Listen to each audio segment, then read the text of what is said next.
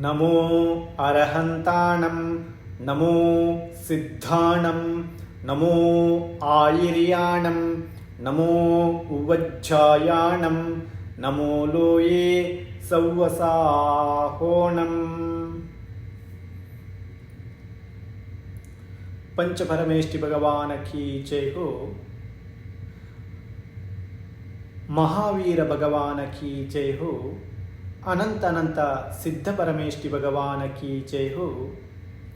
परम पूज्य आचार्य श्री सकल कीर्ति महाराज की जय हो. मूरु कडिमे 9 कोटि मुनिराज की जय हो. जिनवाणी माता की जय हो. अहिंसा परमो धर्म की जय हो.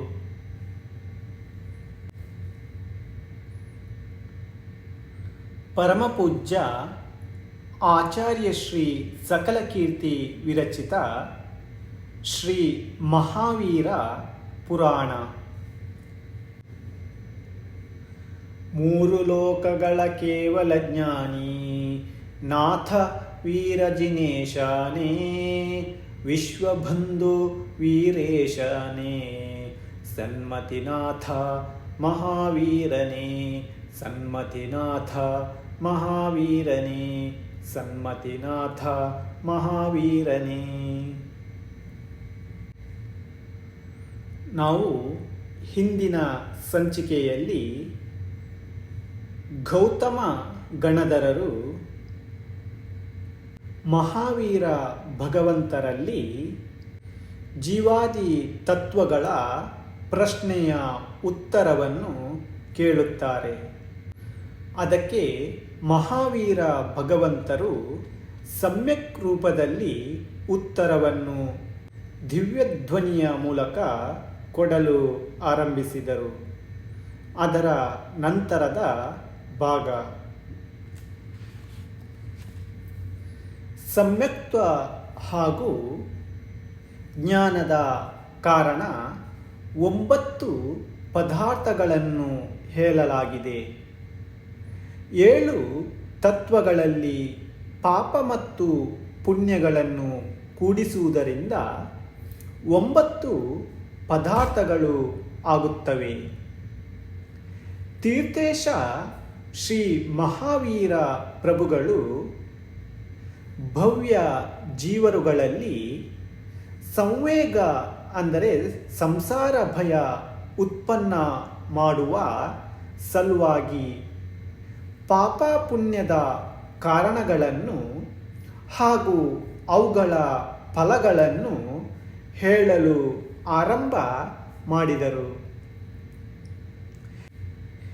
ಏಕಾಂತ ಮುಂತಾದ 5 ಮಿಥ್ಯತ್ವಗಳು, ದುಷ್ಟ ಕಷಾಯಗಳು, ಅಸಂಯಮ, ನಿಂದನೀಯ ಪ್ರಮಾದ, ಕುಟಿಲ ಯೋಗ, ಆರ್ತ ರೌದ್ರರೂಪ ಕೆಟ್ಟ ಧ್ಯಾನ, ಕೃಷ್ಣ ಮುಂತಾದ 3 ಕೆಟ್ಟ ಲೇಷ್ಯಗಳು, 3 ಶಲ್ಯಗಳು, ಮಿಥ್ಯ ಗುರು, ಮಿಥ್ಯ ದೇವರ ಸೇವನೆ, ಧರ್ಮ ವಿರುದ್ಧ ಹಾಗೂ ಪಾಪೋಪದೇಶ ಮಾಡುವುದರಿಂದ ಹಾಗೂ ಬೇರೆ ಬೇರೆ ತಿರಸ್ಕೃತ ಆಚರಣೆಗಳ ಮೂಲಕ ಉತ್ಕೃಷ್ಟ ಪಾಪವಾಗುತ್ತದೆ. ಅವರ ಮನಸ್ಸು ಎರಡನೆಯವರ ಸ್ತ್ರೀ, ಧನ ಹಾಗೂ ಬಟ್ಟೆ ಮುಂತಾದವುಗಳ ಅಭಿಲಾಷೆಯಲ್ಲಿ ತೊಡಗಿರುತ್ತದೆ. ರಾಗಾದಿ ದೋಷಿತವಾಗಿರುತ್ತದೆ. ಕ್ರೋಧ, ಮೋಹ ಮುಂತಾದ ರೂಪ ಅಗ್ನಿಯಿಂದ ಸಂತಾಪ್ತವಾಗಿರುತ್ತದೆ. ವಿವೇಕಹೀನ, ದಯಾಹೀನ, ಮಿಥ್ಯತ್ವದಿಂದ ತುಂಬಿದ, ಪಾಪಶಾಸ್ತ್ರ ಪ್ರವೃತ್ತ ಹಾಗೂ ಬೇರೆ ಬೇರೆ ಪ್ರಕಾರದ ವಿಷಯಗಳಿಂದ ವ್ಯಾಕುಲರಾಗಿದ್ದಾರೆ. ಅವರು ಮಹಾ ಉಗ್ರ ಪಾಪ ಮಾಡುವಂಥವರಾಗುತ್ತಾರೆ. ಬೇರೆಯವರ ನಿಂದೆ ಮಾಡುವವರು, ಆತ್ಮ ಪ್ರಶಂಸಕರು, ಮತ್ತು ಅಸತ್ಯದಿಂದ ಕೂಡಿದವರು ಪಾಪ ಕರ್ಮಗಳನ್ನು ಮಾಡುತ್ತಲೇ ಇರುತ್ತಾರೆ. ಮಿಥ್ಯಾಶಾಸ್ತ್ರ ಅಭ್ಯಾಸದಲ್ಲಿ ನಿರತರಾಗಿರುತ್ತಾರೆ. ಧರ್ಮದಲ್ಲಿ ದೋಷ ಹೆಚ್ಚಿಸಿಕೊಳ್ಳುತ್ತಾರೆ. ಹಾಗೂ ಯಾವ ವಚನವು ಜೈನ ಸಿದ್ಧಾಂತ ಸೂತ್ರದ ವಿರುದ್ಧವಿದೆಯೋ ಅವು ಪಾಪ ಸಂಗ್ರಹದಲ್ಲಿ ಪ್ರವೃತ್ತರನ್ನಾಗಿಸುತ್ತವೆ. ಯಾವ ಜನರ ಶರೀರವು ಜಘನ್ಯ ಕರ್ಮಗಳನ್ನು ಮಾಡಿಸುತ್ತದೆಯೋ ಅದು ದುಷ್ಟರೂಪ ಇದೆ. ಹೊಡೆಯುವುದು, ಕಟ್ಟಿಹಾಕುವುದು ಮುಂತಾದ ಕಾರ್ಯಗಳಲ್ಲಿ ತೊಡಗಿರುತ್ತಾರೆ. ಅಂಥವರ ಜೀವನ ವ್ಯರ್ಥವಿದೆ. ದಾನ ಪೂಜಾದಿಗಳಿಂದ ರಹಿತರಾಗಿರುತ್ತಾರೆ. ಸ್ವ ಇಚ್ಛಾಚಾರಿ ಆಗಿರುತ್ತಾರೆ. ತಪ ಹಾಗೂ ವ್ರತದಿಂದ ರಹಿತರಾಗಿರುತ್ತಾರೆ. ಇಂತಹ ಜನರು ನರಕದ ಕಾರಣವಾದ ಮಹಾಪಾಪಗಳ ಕಡೆಗೆ ಮುಂದುವರಿಯುತ್ತಾರೆ. ಜಿನೇಂದ್ರ ದೇವರು ಜಿನ ಸಿದ್ಧಾಂತ, ನಿಘ್ರಂಥ ಗುರು, ಜಿನ ಧರ್ಮಿ ಮುಂತಾದವರ ನಿಂದೆ ಮಾಡುವುದರಿಂದ ಬಹಳ ದೊಡ್ಡ ಪಾಪ ತಲುಗುತ್ತದೆ. ಈ ಪ್ರಕಾರ ಜಿನೇಂದ್ರ ದೇವರು ಭವ್ಯ ಜೀವರಿಗೆ ಸಂಸಾರದಿಂದ ವಿರಕ್ತವಾಗಲು ಸಲುವಾಗಿ ಮಹಾಪಾಪವನ್ನು ಉತ್ಪನ್ನಗೊಳಿಸುವ ನಿಂದಾಯೋಗ್ಯ ಕಾರ್ಯಗಳನ್ನು ಬಿಟ್ಟು ಬಿಡಲು ಉಪದೇಶ ನೀಡಿದ್ದಾರೆ. ಕುಶೀಲವತಿ ಸ್ತ್ರೀ ಲೋಕ ನಿಂದಿತ ಹಾಗೂ ಶತ್ರು ಸಮಾನನಾದ ಸೋದರ, ದುರ್ವ್ಯಸನಿ ಪುತ್ರ, ಪ್ರಾಣನಾಶಕ ಪರಿವಾರ, ರೋಗ, ಕಷ್ಟ, ದರಿದ್ರತನ, ವಧ ಹಾಗೂ ಬಂಧನ ಮುಂತಾದ ದುಃಖಗಳು ಪಾಪೋದಯವಾಗಿರುವ ಕಾರಣ ಪಾಪಿಗಳಿಗೆ ಆಗುತ್ತಲೇ ಇರುತ್ತವೆ. ಪಾಪ ಫಲದ ಕಾರಣದಿಂದಲೇ ಜನರು ಕುರುಡ, ಕುಂಟ, ಕಿವುಡ, ಹುಚ್ಚ, ಡೋಂಗ, ಅಂಗಹೀನ, ಕುರೂಪಿ, ದುಃಖಿ ಆಗುತ್ತಾರೆ. ಇದೇ ರೀತಿಯಾಗಿ ಎರಡನೆಯವರಲ್ಲಿ ದಾಸನಾಗಿ ಅಂದರೆ ನೌಕರನಾಗಿ, ದೀನ, ದುರ್ಬುದ್ಧಿಮಯ, ನಿಂದನೀಯ ಪಾಪ ಕಾರ್ಯಗಳಲ್ಲಿ ತತ್ಪರ ಹಾಗೂ ಪಾಪ ಶಾಸ್ತ್ರಗಳ ಅಧ್ಯಯನ ಮಾಡುವಂಥವನು ಸಹ ಮೊದಲಿನ ಪಾಪೋದಯದ ಕಾರಣವೇ ಹೀಗಾಗಿರುತ್ತಾರೆ. ಇದೆಲ್ಲವೂ ಪಾಪದ ಫಲವೇ ಆಗಿರುತ್ತದೆ. ಇಂತಹ ಪಾಪಿ ಜನರು ಪರಲೋಕದಲ್ಲಿಯೂ ಸಹ ಅತ್ಯಂತ ಉಗ್ರ ಕಷ್ಟಗಳನ್ನು ಅನುಭವಿಸಬೇಕಾಗುತ್ತದೆ. ಅವರೆಲ್ಲರೂ ಭಯಂಕರ ದುಃಖಗಳಿಂದ ಕೂಡಿದವರಾಗಿ 7 ನರಕಗಳಲ್ಲಿ ಜನ್ಮ ಹೊಂದುತ್ತಾರೆ. ಅಲ್ಲಿಯೂ ಸ್ವಲ್ಪವೂ ಸುಖ ಇರುವುದಿಲ್ಲ. ದುಃಖದ ಖಣಿಯಾದ ತಿರ್ಯಂಚ ಯೋನಿಯಲ್ಲಿಯೂ ಜನ್ಮ ಪಡೆಯುತ್ತಾರೆ. ಚಾಂಡಾಲ ಕುಲ ಹಾಗೂ ಮೇಲ್ಚ ಜಾತಿ ಮುಂತಾದವುಗಳಲ್ಲಿ ಇಂತಹ ಪಾಪಿ ಜನರು ಜನ್ಮ ಪಡೆಯುತ್ತಾರೆ. ಅಧೋಲೋಕ, ಮಧ್ಯಲೋಕ ಹಾಗೂ ಊರ್ಧ್ವಲೋಕದಲ್ಲಿ ಯಾವ ಅತ್ಯಂತ ದುಃಖ ಇರುತ್ತದೆಯೋ, ಕ್ಲೇಶ ಇದೆಯೋ, ದುರ್ಗತಿ ಇದೆಯೋ ಇವೆಲ್ಲವೂ ಪಾಪದ ಉದಯದಿಂದ ಪಾಪಿಗಳಿಗೆ ಸಿಗುತ್ತವೆ. ಆದ್ದರಿಂದ ಸುಖವನ್ನು ಬಯಸುವವರು ಪಾಪದ ಕೆಟ್ಟ ಫಲಗಳನ್ನು ತಿಳಿದುಕೊಳ್ಳುತ್ತಾರೆ. ಹಾಗೂ ಪ್ರಾಣ ಹೊರಟು ಹೋದರೂ ಸಹ ಪಾಪದ ಕಡೆಗೆ ಪ್ರವೃತ್ತಿ ಆಗುವುದಿಲ್ಲ. ಈ ಪ್ರಕಾರ ಅರ್ಹಂತ ಪ್ರಭುಗಳು ಭವ್ಯ ಜನರಿಗೆ ಪಾಪದ ಮಹಾಭಯಂಕರ ಫಲಗಳನ್ನು ತಿಳಿಸಿ ಪುಣ್ಯದ ಕಾರಣಗಳನ್ನು ತಿಳಿಸಿದ್ದಾರೆ. ಸಂಪೂರ್ಣ ಪಾಪದ ಕಾರಣಗಳ ವಿಪರೀತವಾದ ಶುಭ ಆಚರಣೆಗಳನ್ನು ಪಾಲಿಸುತ್ತಾ ಸಮ್ಯಕ್ ದರ್ಶನ, ಜ್ಞಾನ, ಚಾರಿತ್ರ್ಯ, ಅನುರತ ಮಹಾರಥಗಳ ಪಾಲನೆಯಿಂದ ಕಷಾಯ ಇಂದ್ರಿಯ ಯೋಗಗಳನ್ನು ತಡೆಯುವುದರಿಂದ, ನಿಯಮಾದಿಗಳನ್ನು ಪಾಲಿಸುವುದರಿಂದ, ಸದ್ಭಾವನಾ ಪೂರ್ವಕ ಧ್ಯಾನ ಹಾಗೂ ಅಧ್ಯಯನಾದಿ ಶುಭ ಕಾರ್ಯಗಳಿಂದ ಹಾಗೂ ಧರ್ಮೋಪದೇಶದಿಂದ ಬುದ್ಧಿವಂತ ಪುರುಷರಿಗೆ ಉತ್ಕೃಷ್ಟ ಪುಣ್ಯದ ಪ್ರಾಪ್ತಿಯಾಗುತ್ತದೆ.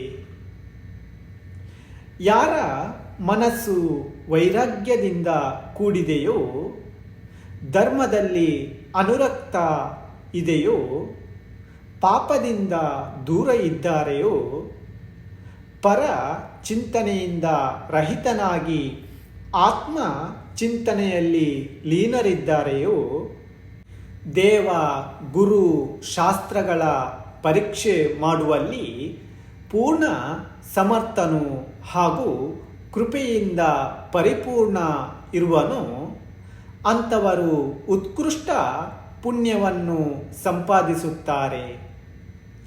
ಯಾರ ವಚನವು 5 ಪರಮೇಷ್ಠಿಗಳ ಜಪ ಸ್ತೋತ್ರ ಮಾಡುವಂತಹ ಹಾಗೂ ಗುಣಗಳನ್ನು ಹೇಳುತ್ತಾರೆಯೋ, ಆತ್ಮನಿಂದನೆಯಿಂದ ಕೂಡಿದವರು ಹಾಗೂ ಪರನಿಂದನೆಯಿಂದ ದೂರ ಇರುವರು, ಕೋಮಲ ಸ್ವರದಲ್ಲಿ ಧರ್ಮೋಪದೇಶ ಮಾಡುವರು ಹಾಗೂ ಇಷ್ಟ, ಸತ್ಯ, ಮರ್ಯಾದಾ ರೂಪ ಶುಭ ಕರ್ಮಗಳನ್ನು ಮಾಡುತ್ತಾರೋ, ಇಂತಹ ಜನರು ಶುಭ ವಚನಗಳ ಪ್ರಭಾವದಿಂದ ಪರಮ ಪುಣ್ಯವನ್ನು ಪ್ರಾಪ್ತ ಮಾಡಿಕೊಳ್ಳುತ್ತಾರೆ. ಇದೇ ಪ್ರಕಾರ ಯಾವ ಜನರು ಕಾರ್ಯತುಸರ್ಗ ಪದ್ಮಾಸನ ರೂಪದಿಂದ ಜಿನೇಂದ್ರ ಭಗವಂತರ ಪೂಜೆಯಲ್ಲಿ ಯಾವಾಗಲೂ ತತ್ಪರ ಇರುತ್ತಾರೆಯೋ, ಗುರುವಿನ ಸೇವೆಯಲ್ಲಿ ಪ್ರಯತ್ನಶೀಲರಿರ್ತಾರೆಯೋ, ಪಾತ್ರರಿಗೆ ದಾನ ನೀಡುತ್ತಾರೋ, ವಿಕಾರ ರಹಿತರಾಗಿ ಶುಭ ಕಾರ್ಯಗಳನ್ನು ಮಾಡುತ್ತಾರೆಯೋ ಮತ್ತು ಸಮಾನತೆಯನ್ನು ಪಾಲಿಸುತ್ತಾರೋ, ಇಂತಹ ಬುದ್ಧಿವಂತರಿಗೆ ಶಾರೀರಿಕ ಪುಣ್ಯ ಕಾರ್ಯಗಳ ಪ್ರಭಾವದಿಂದ ಸಂಪೂರ್ಣ ಆಶ್ಚರ್ಯಜನಕ ಸುಖಗಳು ನೀಡುವಂತಹ ಮಹಾಪುಣ್ಯವು ಪ್ರಾಪ್ತವಾಗುತ್ತದೆ.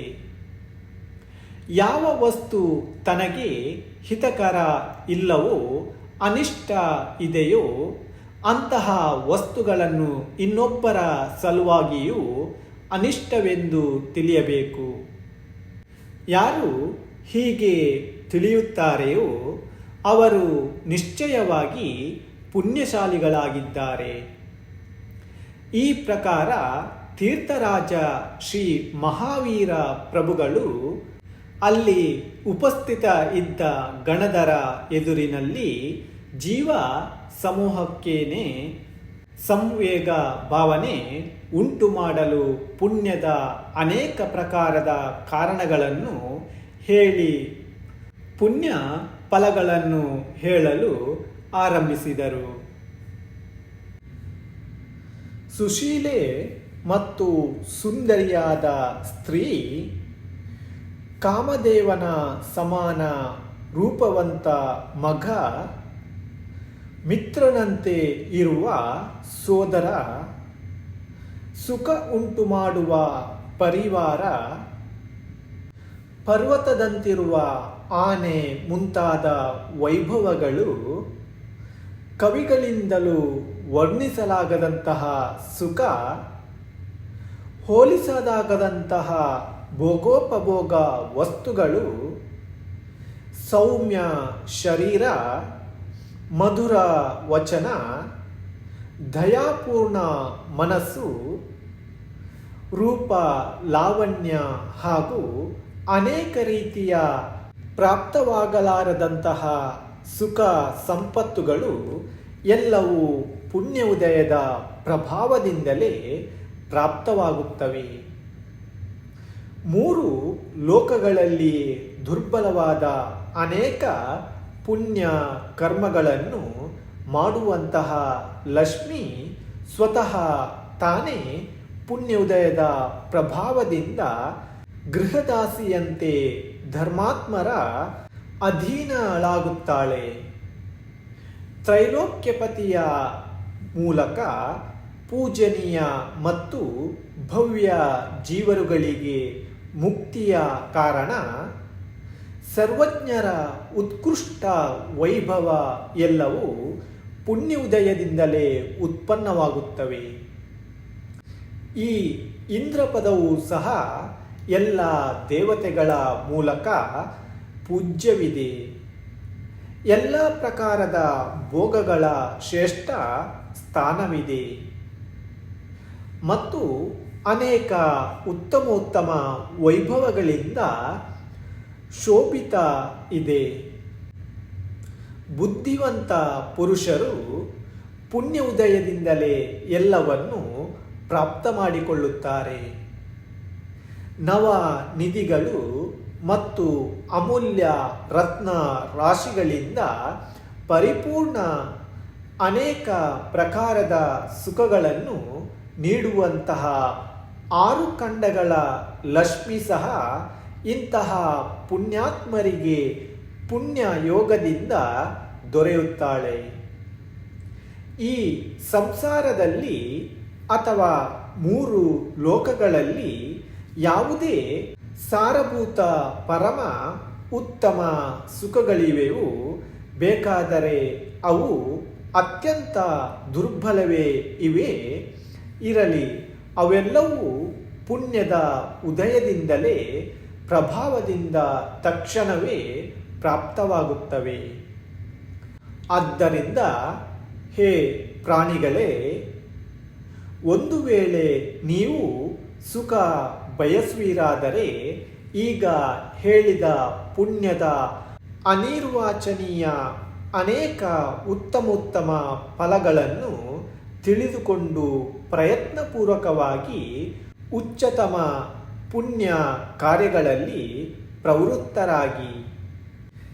ಈ ಪ್ರಕಾರ ಪಾಪ ಮತ್ತು ಪುಣ್ಯ ಸಹಿತ 7 ತತ್ವಗಳ ಸ್ಪಷ್ಟ ವ್ಯಾಖ್ಯಾನವನ್ನು ಮಾಡಿದ ಬಳಿಕ ಜಿನೇಶ್ವರ ಶ್ರೀ ಮಹಾವೀರ ಪ್ರಭುಗಳು ಸಂಪೂರ್ಣ ಸಂಸಾರಿ ಜೀವಿಗಳಿಗೆ ಹೇಯ ಅಂದರೆ ತ್ಯಾಗ ಮಾಡಲು ಯೋಗ್ಯ ಮತ್ತು ಉಪದೇಯ ಅಂದರೆ ಸ್ವೀಕರಿಸಲು ಯೋಗ್ಯ ವಸ್ತುಗಳ ಕುರಿತು ಉಪದೇಶ ಮಾಡಲು ಆರಂಭಿಸಿದರು. ಸಂಪೂರ್ಣ ಭವ್ಯ ಜೀವರುಗಳ ಹಿತವನ್ನು ಬಯಸುವ ಅರಹಂತ, ಸಿದ್ಧ, ಆಚಾರ್ಯ, ಉಪಾಧ್ಯಾಯ, ಸಾಧು ಇವರು ಪಂಚಪರಮೇಷ್ಠಿಗಳಿದ್ದಾರೆ. ಆದ್ದರಿಂದ ಜೀವ ಸಮೂಹದ ಮೂಲಕ ಅವರೆಲ್ಲರೂ ಉಪದೇಯ ಇದ್ದಾರೆ. ನಿರ್ವಿಕಲ್ಪ ಪದವನ್ನು ಮುಟ್ಟಿದ ಮುನಿಗಳ ಸಲುವಾಗಿಯಂತೂ ಗುಣಸಾಗರ ಮತ್ತು ಸಿದ್ಧಪುರುಷರ ಸಮಾನ ಜ್ಞಾನವಾನ ಮತ್ತು ಆತ್ಮನೇ ಉಪದೇಯ ಇದ್ದಾನೆ. ವ್ಯವಹಾರ ದೃಷ್ಟಿಯಿಂದ ಬುದ್ಧಿವಂತ ಪುರುಷರ ಸಲುವಾಗಿ ಶುದ್ಧ ನಿಶ್ಚಯ ನಯದ ಮೂಲಕ ಎಲ್ಲ ಜೀವರುಗಳು ಉಪದೇಯ ಇದ್ದಾರೆ. ವ್ಯವಹಾರ ದೃಷ್ಟಿಯಿಂದ ಸಂಪೂರ್ಣ ಮಿಥ್ಯ ದೃಷ್ಟಿಗಳು ಅಭವ್ಯ ಹಾಗೂ ವಿಷಯ ಸುಖಗಳಲ್ಲಿ ಲೀನರಾಗಿರುವ ಈ ಪಾಪಿ ಹಾಗೂ ಧೂರ್ತ ಜೀವಿಗಳು ಹೇಯವೆಂದು ಹೇಳಿದ್ದಾರೆ. ರಾಗದಿಂದ ಕೂಡಿದ ಜೀವರುಗಳ ಸಲುವಾಗಿ ಧರ್ಮ ಧ್ಯಾನದ ನಿಮಿತ್ತ ಅಜೀವ ಪದಾರ್ಥಗಳು ಎಲ್ಲೇ ಇರಲಿ ಅವು ಉಪದೇಯವೆಂದು ಹೇಳಿದ್ದಾರೆ. ಆದರೆ ಯೋಗಿಗಳ ಸಲುವಾಗಿಯಂತೂ ಎಲ್ಲ ಅದೇವ ತತ್ವಗಳು ಹೇಯ ಇವೆ. ಇದೇ ರೀತಿಯಾಗಿ ಪುಣ್ಯಕರ್ಮದ ಆಶ್ರವ ಮತ್ತು ಬಂಧವು ರಾಗಯುಕ್ತ ಜೀವಿಗಳ ಸಲುವಾಗಿ ಪಾಪಕರ್ಮದ ಅಪೇಕ್ಷೆಯಿಂದ ಉಪದೇಯವೆಂದು ಹೇಳಿದ್ದಾರೆ. ಮತ್ತು ಮುಮುಕ್ಷುಗಳ ಸಲುವಾಗಿ ಆಶ್ರವ ಹಾಗೂ ಬಂಧ ಎರಡು ಹೇಯ ಇವೆ. ಪಾಪದ ಯಾವ ಆಶ್ರವ ಮತ್ತು ಬಂಧ ಇವೆಯೋ ಅವಂತೂ ಯಾವಾಗಲೂ ಹೇಯವಿವೆ. ಏಕೆಂದರೆ ಇವುಗಳಿಂದ ಬೇರೆ ಬೇರೆ ಪ್ರಕಾರದ ದುಃಖಗಳ ಉತ್ಪತ್ತಿಯಾಗುತ್ತದೆ ಮತ್ತು ಸ್ವತಃ ಸಹ ತಮ್ಮಿಂದ ತಾನೇ ಉತ್ಪನ್ನವಾಗುತ್ತವೆ. ಸಂವರ ಮತ್ತು ನಿರ್ಜರೆಯು ಎಲ್ಲ ಅವಸ್ಥೆಗಳಲ್ಲಿಯೂ ಸಂಪೂರ್ಣ ಉಪದೇಯವಿದೆ. ಅವುಗಳ ಹೊರತಾಗಿ ಮೋಕ್ಷ ತತ್ವವಂತೂ ಅನಂತ ಮತ್ತು ಅಕ್ಷಯ ಸುಖಗಳ ಸಮುದ್ರವಿದೆ. ಆದ್ದರಿಂದ ಇದು ಎಲ್ಲ ದೃಷ್ಟಿಯಿಂದಲೂ ಉಪದೇಯವಿದೆ. ಈ ಪ್ರಕಾರ ಹೇಯ ಮತ್ತು ಉಪದೇಯ ವಸ್ತುಗಳನ್ನು ಸರಿಯಾಗಿ ತಿಳಿದುಕೊಂಡು ಬುದ್ಧಿವಂತ ಪುರುಷರು ಯತ್ನಪೂರ್ವಕ ಹೇಯ ವಸ್ತುಗಳಿಂದ ಯಾವಾಗಲೂ ದೂರ ಇರಬೇಕು ಮತ್ತು ಸಂಪೂರ್ಣ ಉತ್ಕೃಷ್ಟ ಉಪದೇಯ ವಸ್ತುಗಳನ್ನು ಸ್ವೀಕಾರ ಮಾಡಬೇಕು. ಮುಖ್ಯವಾಗಿ ಪುಣ್ಯಾಶ್ರವ ಪುಣ್ಯಬಂಧ ಮಾಡುವಂಥವನು ಸಮ್ಯಕ್ ದೃಷ್ಟಿ, ಗೃಹಸ್ಥ, ವ್ರತಿ ಮತ್ತು ಸಾರಾಗ ಸಂಯಮಿ ಆಗುತ್ತಾನೆ. ಒಮ್ಮೆಮ್ಮೆ ಮಿಥ್ಯಾದೃಷ್ಟಿ ಗೃಹಸ್ಥನು ಸಹ ಕರ್ಮಗಳ ಮಂದ ಉದಯವಿರುವಾಗ ಕಾಯಕ್ಲೇಶ ಪೂರ್ವಕ ಭೋಗ ಪ್ರಾಪ್ತಿಯ ಅಭಿಲಾಷೆಯಿಂದ ಪುಣ್ಯಭೂತ ಆಶ್ರವ ಬಂಧವನ್ನು ಮಾಡತೊಡಗುತ್ತಾನೆ. ಮಿಥ್ಯಾದೃಷ್ಟಿ ಜೀವ ದುರಾಚಾರಿ ಆಗಿರುವುದರಿಂದ ಕೋಟಿ ಕೋಟಿ ಜಗನ್ಯ ಉತ್ತಮ ಕಾರ್ಯಗಳನ್ನು ಆಚರಿಸಿದರೂ ಮುಖ್ಯವಾಗಿ ಪುಣ್ಯಾಶ್ರವ ಮತ್ತು ಪಾಪಬಂಧ ಮಾಡಿಕೊಳ್ಳುತ್ತಾನೆ. ಈ ಭೂಮಿಯ ಮೇಲೆ ಕೇವಲ ಯೋಗಿಗಳು ಮಾತ್ರ ಸಂವರಾದಿ 3 ತತ್ವಗಳನ್ನು ಮಾಡುವಂಥವರು ಜಿತೇಂದ್ರಿಯರು, ಬುದ್ಧಿವಂತರು ಆಗಿ ರತ್ನತ್ರಯದಿಂದ ಶೋಭಿತರಾಗುತ್ತಾರೆ. ಭವ್ಯ ಜೀವರಿಗೆ ಸಂವರ ಮುಂತಾದವುಗಳ ಪ್ರಾಪ್ತಿಯ ಸಲುವಾಗಿ ತಮ್ಮ ವಿಕಲ್ಪ ರಹಿತ ಆತ್ಮ ಮತ್ತು ಪಂಚಪರಮೇಷ್ಠಿಗಳು ಕಾರಣರಾಗುತ್ತಾರೆ. ಪಾಪಾಶ್ರವ ಮತ್ತು ಪಾಪಬಂಧ ಮತ್ತು ತಮ್ಮ ಹಾಗೂ ಬೇರೆ ಬೇರೆ ಅಜ್ಞಾನಗಳ ಕಾರಣ ಮಿಥ್ಯಾದೃಷ್ಟಿಯೇ ಇರುತ್ತಾನೆ. ಸಂಪೂರ್ಣ ಬುದ್ಧಿವಂತ ಭವ್ಯ ಜೀವರುಗಳ ಸಮ್ಯಕ್ ದರ್ಶನ ಮತ್ತು ಜ್ಞಾನದ ಕಾರಣ 5 ಪ್ರಕಾರದ ಅಜೀವ ತತ್ವಗಳಿವೆ. ಪುಣ್ಯಾಶ್ರವ ಮತ್ತು ಪುಣ್ಯ ಬಂಧವು ಸಮ್ಯಕ್ ದೃಷ್ಟಿಗಳಿಗೆ ತೀರ್ಥಂಕರರ ವಿಮಲ ವೈಭವಗಳು ಉಂಟಾಗುತ್ತವೆ. ಮಿಥ್ಯ ದೃಷ್ಟಿಗಳ ಸಲುವಾಗಿ ಈ 2 ಸಂವರದ ಕಾರಣಗಳಾಗುತ್ತವೆ. ಪಾಪಾಶ್ರವ ಮತ್ತು ಪಾಪಬಂಧ ಅಜ್ಞಾನಿಗಳಿಗೆ ಆಗುತ್ತವೆ. ಈ 2 ಸಂವರದ ಕಾರಣ ಮತ್ತು ಸಂಪೂರ್ಣ ದುಃಖಗಳ ಕರ್ತ ಇರುತ್ತವೆ. ಸಂವರ ಮತ್ತು ನಿರ್ಜರೆಗಳು ಮೋಕ್ಷದ ಕಾರಣಗಳಾಗಿವೆ ಮತ್ತು ಮೋಕ್ಷವು ಅನಂತ ಸುಖರೂಪಿ ಸಮುದ್ರದ ಕಾರಣವಿದೆ. ಈ ಪ್ರಕಾರ ಜಿನೇಂದ್ರ ಪ್ರಭುಗಳು ಎಲ್ಲ ಪದಾರ್ಥಗಳ ಕಾರಣ ಮತ್ತು ಫಲಾದಿಗಳನ್ನು ಹೇಳಿ ಪ್ರಶ್ನೆಗಳ ಉತ್ತರವನ್ನು ಹೇಳತೊಡಗಿದರು.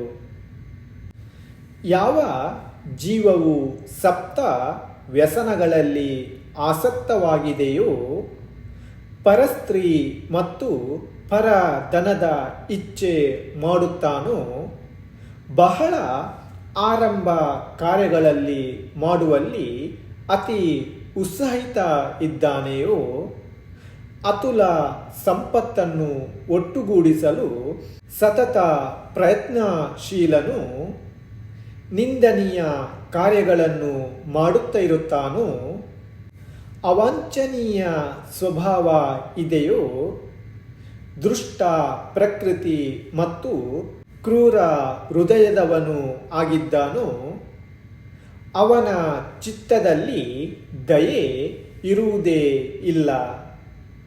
ಯಾವಾಗಲೂ ಪರಾಧೀನತೆ ಹಾಗೂ ರೌದ್ರ ವಸ್ತುಗಳ ಧ್ಯಾನದಲ್ಲಿ ಲೀನನಾಗಿದ್ದು ವಿಷಯರೂಪಿ ಮಾಂಸದ ಸಲುವಾಗಿ ಆಸೆ ಬುರುಕನಾಗಿ ಇರುತ್ತಾನೆ. ಜೈನ ಮತದ ನಿಂದಕನಾಗಿರುತ್ತಾನೆ. ಜಿನ ಧರ್ಮ, ಜಿನ ದೇವ ಮತ್ತು ಜೈನ ಸಾಧುಗಳಿಗೆ ಪ್ರತಿಕೂಲನಿರುತ್ತಾನೆ. ಮಿಥ್ಯಾ ಶಾಸ್ತ್ರಗಳ ಅಭ್ಯಾಸದಲ್ಲಿ ತತ್ಪರರಾಗಿರುತ್ತಾನೆ. ಮಿಥ್ಯಾ ಮತದ ಅಹಂಕಾರದಲ್ಲಿ ನಿರಂಕುಶನಾಗಿರುತ್ತಾನೆ. ಕುದೇವ ಹಾಗೂ ಕುಗುರುಗಳ ಭಕ್ತನಿರುತ್ತಾನೆ. ಕುಕಾರ್ಯ ಹಾಗೂ ಪಾಪಗಳ ಪ್ರೇರಣೆ ಮಾಡುವಲ್ಲಿ ತತ್ಪರನಾಗಿರುತ್ತಾನೆ.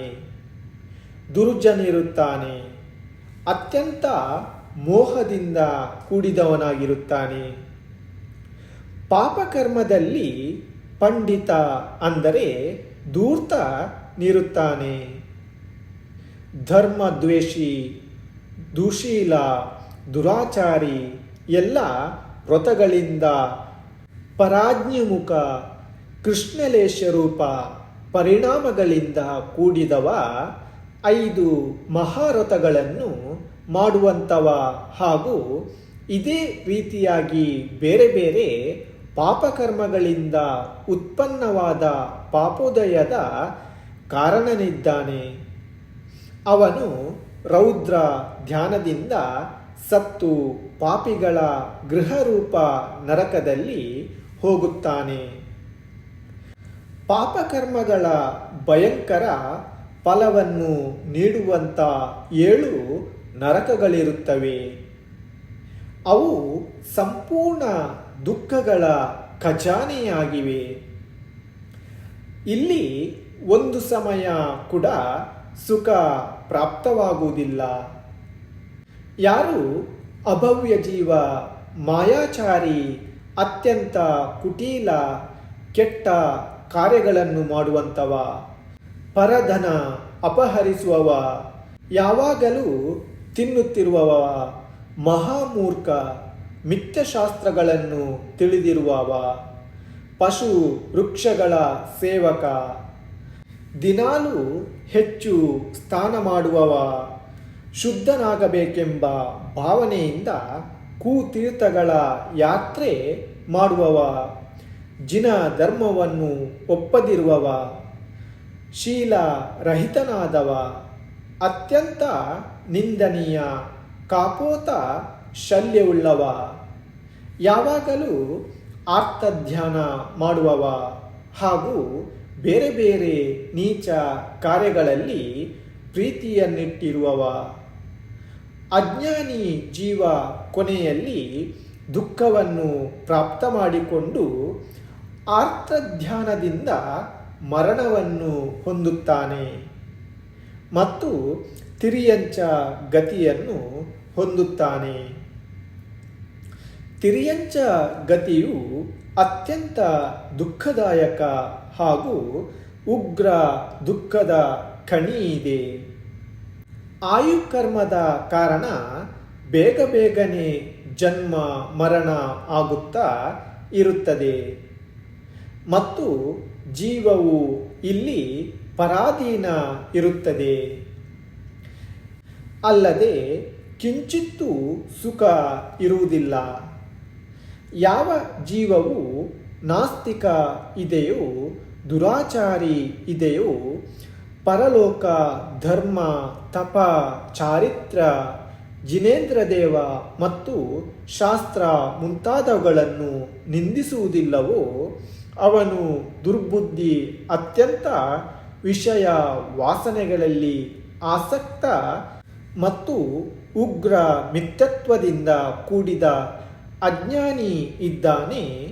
ಅವನು ಅತ್ಯಂತ ದುಃಖಗಳನ್ನು ಅನುಭವಿಸಲು ಅಪಾರ ಸಾಗರ ವರ್ಷಕಾಲ ನಿಗೋಧದಲ್ಲಿ ಹೋಗಿ ಉತ್ಪನ್ನವಾಗುತ್ತಾನೆ ಮತ್ತು ಅಲ್ಲಿ ತಮ್ಮ ದುಷ್ಟ ಪಾಪಕರ್ಮದ ಉದಯದ ಕಾರಣ ಜನ್ಮ ಮರಣ ರೂಪಿ ಅನಿರ್ವಾಚನೀಯ ಭಯಂಕರ ದುಃಖವನ್ನು ಚಿರಕಾಲದ ತನಕ ಅನುಭವಿಸುತ್ತಾನೆ.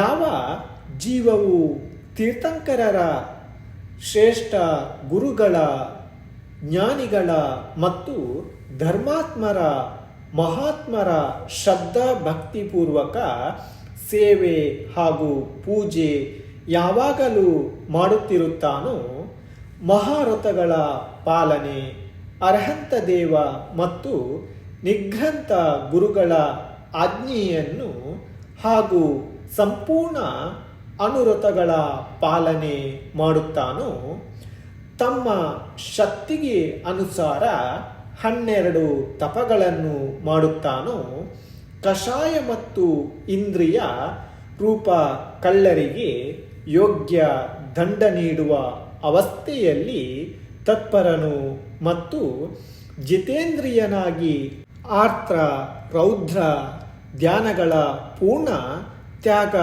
ಮಾಡುತ್ತಾನೋ ಹಾಗೂ ಧರ್ಮರೂಪಿ ಶುಕ್ಲ ಧ್ಯಾನಗಳ ಚಿಂತನೆಯಲ್ಲಿ ಪ್ರಯತ್ನಶೀಲ ಇರುತ್ತಾನೋ, ಶುಭ ಶಲ್ಯ ಪರಿಣಾಮವುಳ್ಳವನು ಇರುತ್ತಾನೋ ಅಂಥವರು ಧರ್ಮ ಮಾಡುತ್ತಾರೆ.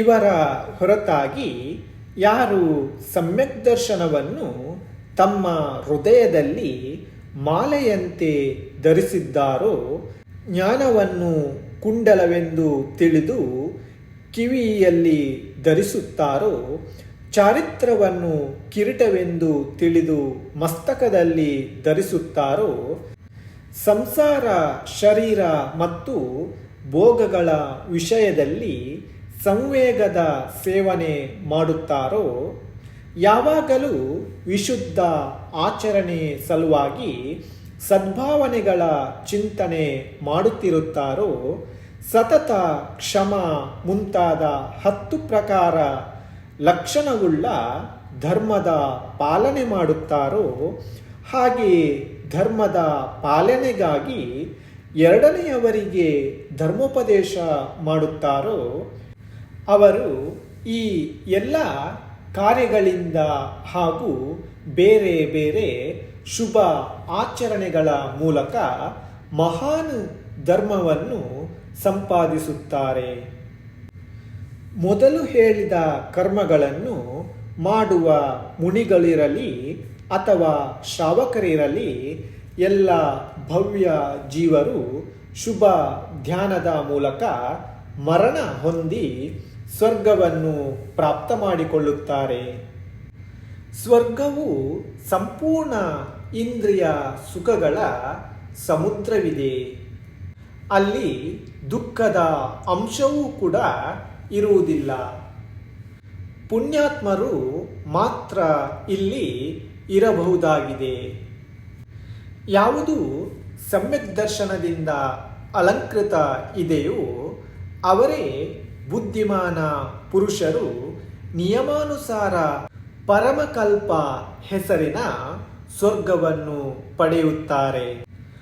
ಆದರೆ ವ್ಯಂತರ, ಭವನತ್ರಿಕ ಮುಂತಾದ ದೇವತೆಗಳಲ್ಲಿ ಅವರು ಎಂದಿಗೂ ಉತ್ಪನ್ನರಾಗುವುದಿಲ್ಲ. ಯಾವ ಅಜ್ಞಾನಿ ಪುರುಷನು ಅಜ್ಞಾನ ತಪಸ್ವಿನ ಮೂಲಕ ಕಾಯಕ್ಲೇಶ ಮಾಡುತ್ತಾರೋ ಅವರು ವ್ಯಂತರಾದಿ ದೇವಗತಿಯನ್ನು ಪಡೆಯುತ್ತಾರೆ.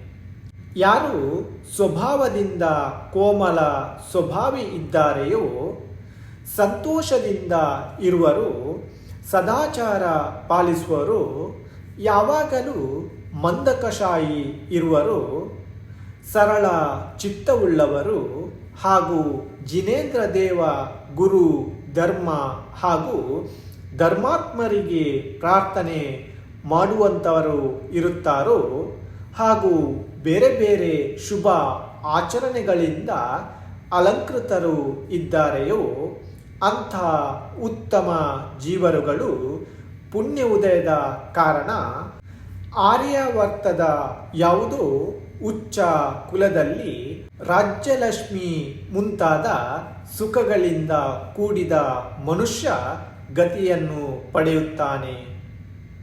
ಯಾವ ಜೀವರುಗಳು ಉತ್ತಮ ಪಾತ್ರರಿಗೆ ದಾನ ಭಕ್ತಿಪೂರ್ವಕವಾಗಿ ಶ್ರೇಷ್ಠ ಆಹಾರ ದಾನ ಮಾಡುತ್ತಾರೋ ಅವರು ಅಪರಿಮಿತ ಭೋಗಗಳನ್ನು ಪ್ರಾಪ್ತ ಮಾಡಿಕೊಳ್ಳಲು ಸುಖ ಸಾಮಗ್ರಿಗಳಿಂದ ಪರಿಪೂರ್ಣ ಭೋಗ ಭೂಮಿಯಲ್ಲಿ ಜನ್ಮ ಪಡೆಯುತ್ತಾನೆ. ಯಾರು ಮಾಯಾಚಾರಿ ಕಾಮಸೇವನೆಯಿಂದ ಆತೃಪ್ತ ಇರುವನೋ, ವಿಕಾರ ಉತ್ಪಾದಕ ಸ್ತ್ರೀ ವೇಷ ಸ್ವೀಕರಿಸುತ್ತಾನೋ, ಮಿಥ್ಯಾದೃಷ್ಟಿ ಇದ್ದಾರೋ, ರಾಗಿ ಇರುವರು, ಕುಶೀಲರಾಗಿದ್ದಾರೋ, ಅಜ್ಞಾನಿ ಇದ್ದಾರೋ ಅಂಥವರು ಸತ್ತ ಬಳಿಕ ಸ್ತ್ರೀ ವೇದದ ಉದಯದಿಂದ ಸ್ತ್ರೀ ಪರ್ಯಾಯವನ್ನು ಪಡೆಯುತ್ತಾರೆ. ಇದೇ ಪ್ರಕಾರ ಯಾವ ಸ್ತ್ರೀಯು ವಿಶುದ್ಧ ಆಚರಣೆ ಉಳ್ಳವಳು, ಮಾಯಚಾರಿ ಕುಟಿಲತೆಯಿಂದ ರಹಿತಳು, ವಿವೇಕಶೀಲಳು, ದಾನ ಪೂಜಾದಿ ಶುಭ ಕಾರ್ಯಗಳಲ್ಲಿ ನಿರತಳು, ಅಲ್ಪ ವಿಷಯ ಸುಖದಿಂದ ಸಂತುಷ್ಟಳು ಹಾಗೂ ದರ್ಶನ ಜ್ಞಾನದಿಂದ ಕೂಡಿದವಳು ಅಂತ ಸ್ತ್ರೀಯರು ಸತ್ತ ಬಳಿಕ ಪುರುಷವೇದ ಕರ್ಮದ ಉದಯದಿಂದ ಪುರುಷ ಪರ್ಯಾಯವನ್ನು ಪಡೆಯುತ್ತಾರೆ. ಯಾರು ವಿಶೇಷ ರೂಪದಿಂದ ಕಾಮೋಪಭೋಗದಲ್ಲಿಯೇ ತೊಡಗಿರುತ್ತಾರೋ ಅವರೇ ಸ್ತ್ರೀಯರ ಹಿಂದೆ ಹುಚ್ಚರಾಗಿ ತಿರುಗುತ್ತಾರೋ ಮತ್ತು ಹಗಲು ರಾತ್ರಿ ಕಾಮ ಕ್ರೀಡೆಯಲ್ಲಿ ತಲ್ಲೀನ ಇರುವರು, ಅವರು ನಪುಸ್ತಕ ಚಿಹ್ನೆಯಿಂದ ಕೂಡಿದವರಾಗಿ ಇರುತ್ತಾರೆ. ಯಾರು ಪಶುಗಳ ಮೇಲೆ ಅತ್ಯಂತ ಹೆಚ್ಚು ಭಾರ ಹೊರಿಸುವರು, ದಾರಿಯಲ್ಲಿ ನಡೆಯುವಾಗ ಅನೇಕ ಜೀವಿಗಳನ್ನು ನೋಡದೆ ಅವುಗಳ ಮೇಲೆ ಕಾಲಿಟ್ಟು ಸಾಯಿಸುವರು, ತೀರ್ಥಗಳಲ್ಲಿ ಪಾಪಕರ್ಮ ಮಾಡಿದ ನಿಮಿತ್ತ ಅನೇಕ ಪಾಪಗಳನ್ನು ಸಂಚಯಿಸಿಕೊಂಡಿರುತ್ತಾರೆ. ದಯಾಹೀನ ದುಷ್ಟ ಪುರುಷನು ಸತ್ತ ಬಳಿಕ ಅಂಗೋಪಾಂಗ ಕರ್ಮದ ಉದಯದಿಂದ ಕುಂಟನಾಗಿ ಜನಿಸುತ್ತಾನೆ. ಸಂಸಾರದಲ್ಲಿ ಇಂತಹ ಜನರ ತಿರಸ್ಕಾರವಾಗುತ್ತದೆ ಮತ್ತು ನಿಂದೆ ಆಗುತ್ತದೆ. ಯಾವ ಜನರು ಮೂರ್ಖತೆಯಿಂದ ಎರಡನೆಯವರ ದೋಷಗಳನ್ನು ಏನು ತಿಳಿಯದೆ ಒಪ್ಪಿಕೊಳ್ಳುವ ತಮ್ಮ ಸ್ವಭಾವವನ್ನು ಮಾಡಿಕೊಂಡಿರುತ್ತಾರೋ, ಈರ್ಷೆಯ ವಶದಿಂದ ಪರ ನಿಂದನೆಯನ್ನು ಕೇಳುವ ಒಂದು ಕಾರ್ಯಕ್ರಮ ಇಟ್ಟುಕೊಂಡಿರುತ್ತಾರೋ, ಹೇಯ ಶಾಸ್ತ್ರಗಳನ್ನು ಕೆಟ್ಟ ಕಥೆಗಳನ್ನು ಕೇಳುವ ರೂಢಿಯಲ್ಲಿ ಇರುತ್ತಾರೋ ಹಾಗೂ ಕೇವಲಿ ಶಾಸ್ತ್ರ, ಸಂಘ ಮತ್ತು ಧರ್ಮಾತ್ಮರನ್ನು ದೋಷ ಹುಚ್ಚರ ಕಾರ್ಯ ಮಾಡುತ್ತಾ ಇರುತ್ತಾರೋ ಅಂಥವರು ಅಜ್ಞಾನ ಕರ್ಮದ ಉದಯದ ಫಲದಿಂದ ಕಿವುಡರಾಗಿರುತ್ತಾರೆ. ಎರಡನೆಯವರ ದೋಷಗಳನ್ನು ನೋಡದೆ ಇದ್ದರೂ ಕಣ್ಣಿಂದ ನೋಡಿದಂತೆಯೇ ಹೇಳುತ್ತಾರೆ. ಕಣ್ಣೋಟದ ದೃಷ್ಟಿಯಲ್ಲಿ ವಿಕಾರ ಉತ್ಪನ್ನ ಮಾಡುತ್ತಾ ಇರುತ್ತಾರೆ. ಪರಸ್ತ್ರೀಯರ ಸ್ತನ ಮುಂತಾದ ಭಾಗಗಳನ್ನು, ಗುಪ್ತಾಂಗಗಳನ್ನು ಕಣ್ಣು ಬಡಿದಂತೆ ನೋಡುತ್ತಾ ಇರುತ್ತಾರೆ. ಅಂಥ ದುಷ್ಟ ದೃಷ್ಟಿಯುಳ್ಳ ಪುರುಷನು ದರ್ಶನವರಣ ಕರ್ಮದ ಉದಯದ ಫಲದಿಂದ ಕುರುಡನಾಗಿ ಅತ್ಯಂತ ದುಃಖಗಳನ್ನು ಅನುಭವಿಸುತ್ತಾನೆ. ಯಾವ ಜನರು ವ್ಯರ್ಥವಾಗಿ ಸ್ತ್ರೀ ಚರ್ಚೆ ಮುಂತಾದ ವಿಕತೆಗಳನ್ನು ಪ್ರತಿನಿತ್ಯ ಕೇಳುತ್ತಾ ಇರುತ್ತಾರೋ ದ್ವೇಷ ರಹಿತ ಅರ್ಹಂತ ದೇವ, ಶಾಸ್ತ್ರ, ಸತ್ಯ, ಗುರು ಹಾಗೂ ಧರ್ಮಾತ್ಮರಲ್ಲಿ ದೋಷ ಅಂಟಿಸುತ್ತಾ ತಿರುಗುತ್ತಾರೋ, ಪಾಪಶಾಸ್ತ್ರಗಳನ್ನು ಓದಿಸುತ್ತಾ ಇರುತ್ತಾರೋ, ತಮ್ಮ ಇಚ್ಛಾನುಕೂಲ ಯಶಸ್ಸು ಹಾಗೂ ಗೌರವ ಪ್ರಾಪ್ತಿಯ ಸಲುವಾಗಿ ಅಸ್ಥಿರ ಚಿತ್ತವುಳ್ಳವರಾಗಿ ಶ್ರದ್ಧೆ ಹಾಗೂ ವಿನಯದಿಂದ ರಹಿತರಾಗಿ ಜೈನ ಶಾಸ್ತ್ರಗಳನ್ನು ಸ್ವತಃ ಓದುತ್ತಾರೆಯೋ, ಧರ್ಮ ಸಿದ್ಧಾಂತಗಳ ಪರಮ ಉತ್ತಮ ತತ್ವಾರ್ಥಗಳನ್ನು ತರ್ಕಗಳ ಮೂಲಕ ಎರಡನೆಯವರಿಗೆ ತಿಳಿಸುವಂತಹ ಕೆಟ್ಟ ಪ್ರಯತ್ನದಲ್ಲಿ ನಿರತರಾಗಿರುತ್ತಾರೋ ಅಂಥವರು ಜ್ಞಾನ ರಹಿತ ಮೂರ್ಖನಾಗಿ ಜ್ಞಾನಾವರಣ ಕರ್ಮದ ಉದಯದ ಫಲದಿಂದ ಹೇಳುವಲ್ಲಿ ಅಸಮರ್ಥ ಮೂಕರಾಗಿರುತ್ತಾರೆ.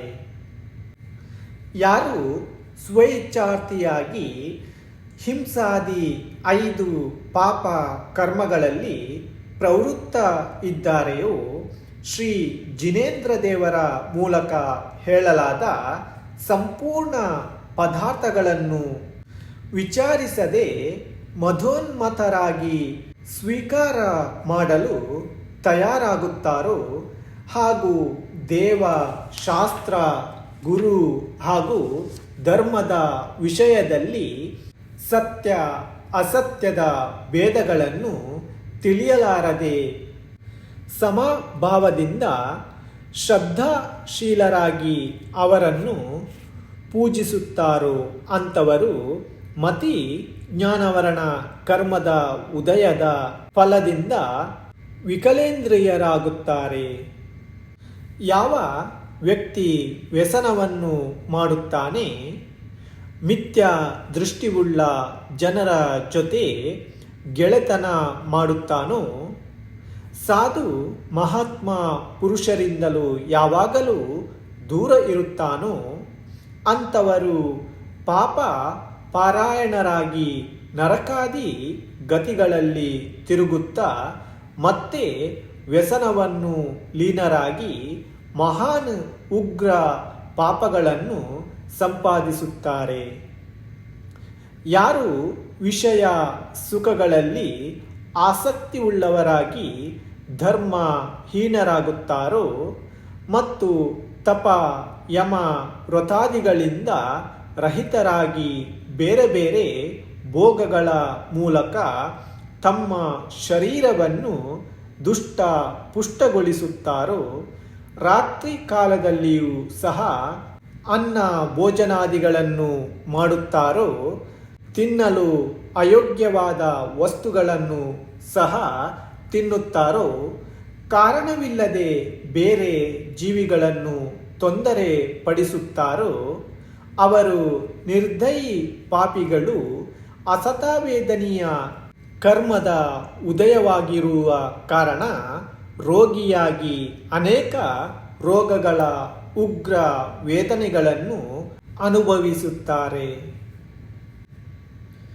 ಯಾರು ತಮ್ಮ ಶರೀರದ ಮೋಹ ಮಮತೆಯನ್ನು ಬಿಟ್ಟು ತಪರೂಪಿ ಧರ್ಮಾಚರಣೆಯಲ್ಲಿ ಲೀನರಿರುತ್ತಾರೋ ಅವರು ಬೇರೆ ಎಲ್ಲ ಜೀವಿಗಳಿಗೆ ತಮ್ಮ ಸಮಾನ ತಿಳಿದುಕೊಂಡು ಎಂದೂ ಅವುಗಳಿಗೆ ತೊಂದರೆ ಕೊಡುವುದಿಲ್ಲ. ಅವರು ಇವು ನಮ್ಮವು, ಇವರು ನಮ್ಮವರು ಎಂದು ಭಾವಿಸುತ್ತಾರೆ. ಶುಭ ಭಾವನೆ ಹಾಗೂ ಶುಭ ಕಾರ್ಯದ ಉದಯದಿಂದ ದುಃಖ, ಶೋಕ ಹಾಗೂ ರೋಗ ರಹಿತರಾಗಿ ಸುಖ ಶಾಂತಿಯನ್ನು ಪಡೆಯುತ್ತಾರೆ. ಯಾರು ತಮ್ಮ ಶರೀರವನ್ನು ಅಲಂಕಾರ ಮುಂತಾದವುಗಳಿಂದ ಶೃಂಗಾರಗೊಳಿಸುವ ಅವಶ್ಯಕತೆ ಇದೆ ಎಂದು ತಿಳಿಯುವುದಿಲ್ಲವೋ ಮತ್ತು ತಪ, ನಿಯಮ ಹಾಗೂ ಯೋಗ ಮುಂತಾದವುಗಳಿಂದ ಕಾಯ ಕ್ಲೇಶರೂಪಿ ವ್ರತ ಮಾಡುತ್ತಾರೋ ಹಾಗೂ ಅತ್ಯಂತ ಶ್ರದ್ಧಾಪೂರ್ವಕ ಜಿನೇಂದ್ರ ದೇವರ ಹಾಗೂ ಮಹಾತ್ಮ ಯೋಗಿಗಳ ಚರಣಗಳಲ್ಲಿ ಯಾವಾಗಲೂ ಸೇವೆ ಮಾಡುತ್ತಾರೋ ಅವರು ಶುಭ ಕರ್ಮೋದಯದ ಪ್ರಭಾವದಿಂದ ಅಲೌಕಿಕ ರೂಪ, ಗುಣ ಹಾಗೂ ಸೌಂದರ್ಯದಿಂದ ಸುಶೋಭಿತರಾಗುತ್ತಾರೆ. ಯಾರು ಪಶುಗಳ ಸಮಾನ ಅಜ್ಞಾನಿ ಇದ್ದಾರೋ ಅವರು ಶರೀರವನ್ನು ತಮ್ಮದೆಂದು ತಿಳಿದು ಯಾವಾಗಲೂ ಸ್ವಚ್ಛ ಹಾಗೂ ಸುಂದರವಾಗಿಡಲು ನಿರಂತರ ತೊಡಗಿರುತ್ತಾರೋ ಅನೇಕ ಪ್ರಕಾರದ ಆಭೂಷಣಗಳಿಂದ ಅದನ್ನು ಶೃಂಗಾರಗೊಳಿಸುತ್ತಾರೋ ಮತ್ತು ಶುಭ ಪ್ರಾಪ್ತಿಯ ಅಭಿಲಾಷೆಯಿಂದ ಕೂಗುರು, ಕೂದೇವ ಮತ್ತು ಕೂಧರ್ಮದ ಕುರಿತು ಜಿ ಜಿ ಅನ್ನುವುದರಲ್ಲಿ ವ್ಯಸ್ತ ಇರುತ್ತಾರೋ ಅವರು ಅಶುಭ ಕರ್ಮದ ಉದಯದಿಂದ ಭಯಂಕರ ಕುರೂಪರಾಗುತ್ತಾರೆ. ಯಾರು ಜಿನೇಂದ್ರ ದೇವರು ಜೈನ ಶಾಸ್ತ್ರ ಹಾಗೂ ನಿರ್ಘ್ರಂಥ ಯೋಗಿಗಳ ಭಕ್ತಿಯಲ್ಲಿ ಅರ್ಹನಿಶ ತತ್ಪರರಾಗಿರುತ್ತಾರೋ, ತಪ, ಧರ್ಮ, ವ್ರತ ಹಾಗೂ ನಿಯಮಗಳ ಪಾಲನೆಯಲ್ಲಿ ಜಾಗೃತ ಇರುತ್ತಾರೋ, ದೇಹದ ಮಮತೆಯನ್ನು ತ್ಯಾಗ ಮಾಡಿ ಸಮಸ್ತ ಇಂದ್ರಿಯರೂಪಿ ಮಹಾಬಲವಾನ ರಾಕ್ಷಸವನ್ನು ಗೆದ್ದಿದ್ದಾರೆಯೋ ಅವರು ಸೌಮ್ಯ ಕರ್ಮದ ಉದಯದಿಂದ ಎಲ್ಲರ ಕಣ್ಣುಗಳಲ್ಲಿ ವಿನಯಶಾಲಿಯಾಗಿ ಕಾಣುತ್ತಾರೆ ಹಾಗೂ ಭಾಗ್ಯಶಾಲಿಗಳೆಂದು ಕರೆಸಿಕೊಳ್ಳುತ್ತಾರೆ. ಯಾರು ತಮ್ಮ ರೂಪ, ಲಾವಣ್ಯ ಮುಂತಾದವುಗಳ ಅಭಿಮಾನದಲ್ಲಿ ಮುನಿಗಳ ಮಲಯುಕ್ತ ಶರೀರವನ್ನು ನೋಡಿ ಅವರಿಂದ ಗೃಣ ಮಾಡುತ್ತಾರೋ, ಪರಸ್ತ್ರೀಯರ ಅಭಿಲಾಷೆಯಲ್ಲಿ ರಹಿತರಾಗಿರುತ್ತಾರೋ, ಅಸತ್ಯ ಮಾತನಾಡಿ ತಮ್ಮ ಕುಟುಂಬದ ಬಂಧುಗಳಿಂದ ದ್ವೇಷ ಮಾಡುತ್ತಾರೋ ಅಂಥವರು ದುರ್ಭಾಗ ನಾಮಕರ್ಮದ ಉದಯದಿಂದ ಸರ್ವ ನಿಂದನೀಯ ದರಿದ್ರರಾಗುತ್ತಾರೆ.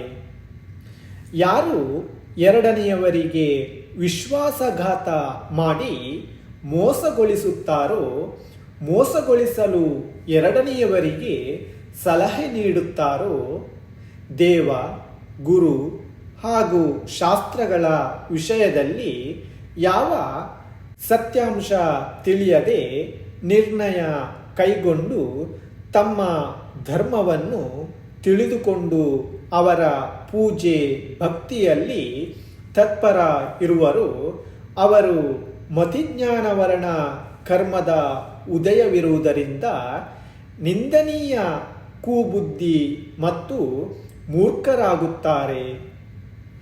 ಯಾರು ತಪ ಮುಂತಾದ ಧರ್ಮ ಕಾರ್ಯಗಳಲ್ಲಿ ಬೇರೆ ಜನರಿಗೆ ತಮ್ಮ ಇಚ್ಛೆಗೆ ಅನುಸಾರವಾಗಿ ಸಲಹೆಗಳನ್ನು ಕೊಡುತ್ತಾರೋ, ಅತತ್ವ ಹಾಗೂ ತತ್ವಗಳ ವಿಚಾರ ವಿನಯಪೂರ್ವಕವಾಗಿ ತಿಳಿಸುತ್ತಾರೋ ಹಾಗೂ ಇದರ ನಂತರ ಸಾರರೂಪವಾದ ಧರ್ಮ ಮುಂತಾದ ವಸ್ತುಗಳನ್ನೇ ಸ್ವೀಕರಿಸುತ್ತಾರೋ, ಸಂಸಾರದ ಎಲ್ಲ ವಸ್ತುಗಳನ್ನು ಸಂಪೂರ್ಣ ತ್ಯಾಗ ಮಾಡುತ್ತಾರೋ ಅವರು ಸುಯೋಗ್ಯ ಹಾಗೂ ಚತುರ ಪುರುಷ, ಶ್ರೇಷ್ಠವಾದ ಮತಿಜ್ಞಾನದ ಕ್ಷಯೋಪಶಮದ ಕಾರಣ ಮಹಾನ್ ವಿದ್ವಾನ್ ಆಗುತ್ತಾರೆ.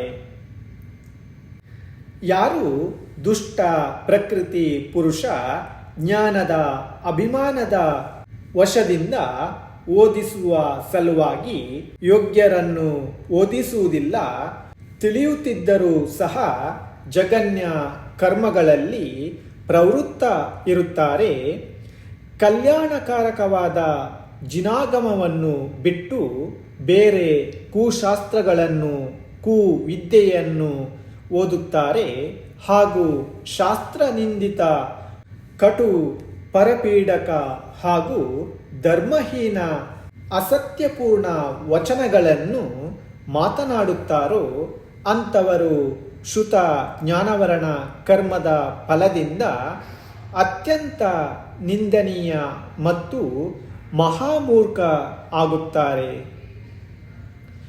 ಯಾವ ಜನರು ಸ್ವತಃ ಜಿನಾಗಮವನ್ನು ಯಾವಾಗಲೂ ಓದಿಸುತ್ತಾರೋ, ಜೊತೆಗೆ ಎರಡನೆಯವರಿಗೂ ಓದಿಸುತ್ತಾರೋ ಹಾಗೂ ಕಾಲ ಮುಂತಾದ 8 ಪ್ರಕಾರದ ವಿಧಿಗಳಿಂದ ಜೈನಶಾಸ್ತ್ರಗಳ ವ್ಯಾಖ್ಯಾನ ಮಾಡುತ್ತಾರೋ, ಧಾರ್ಮಿಕ ಉಪದೇಶದ ಮೂಲಕ ಅನೇಕ ಭವ್ಯ ಜೀವಿಗಳಿಗೆ ಜ್ಞಾನ ನೀಡುತ್ತಾರೋ ಹಾಗೂ ಸ್ವತಃ ರಾತ್ರಿ ಹಗಲು ಧರ್ಮ ಕಾರ್ಯಗಳಲ್ಲಿ ನಿರತರಾಗಿರುತ್ತಾರೋ, ಕಲ್ಯಾಣಕಾರಿ ಸತ್ಯವಚನವನ್ನು ಹೇಳುತ್ತಾರೋ, ಅಸತ್ಯ ವಚನಗಳ ಪ್ರಯೋಗವನ್ನು ಎಂದಿಗೂ ಮಾಡುವುದಿಲ್ಲವೋ ಅವರ ಶ್ರುತ ಜ್ಞಾನವರ್ಣ ಕರ್ಮದ ಮಂದವಾಗಿರುವುದರಿಂದ ಜಗತ್ತಿಗೆ ಆದರಣೀಯ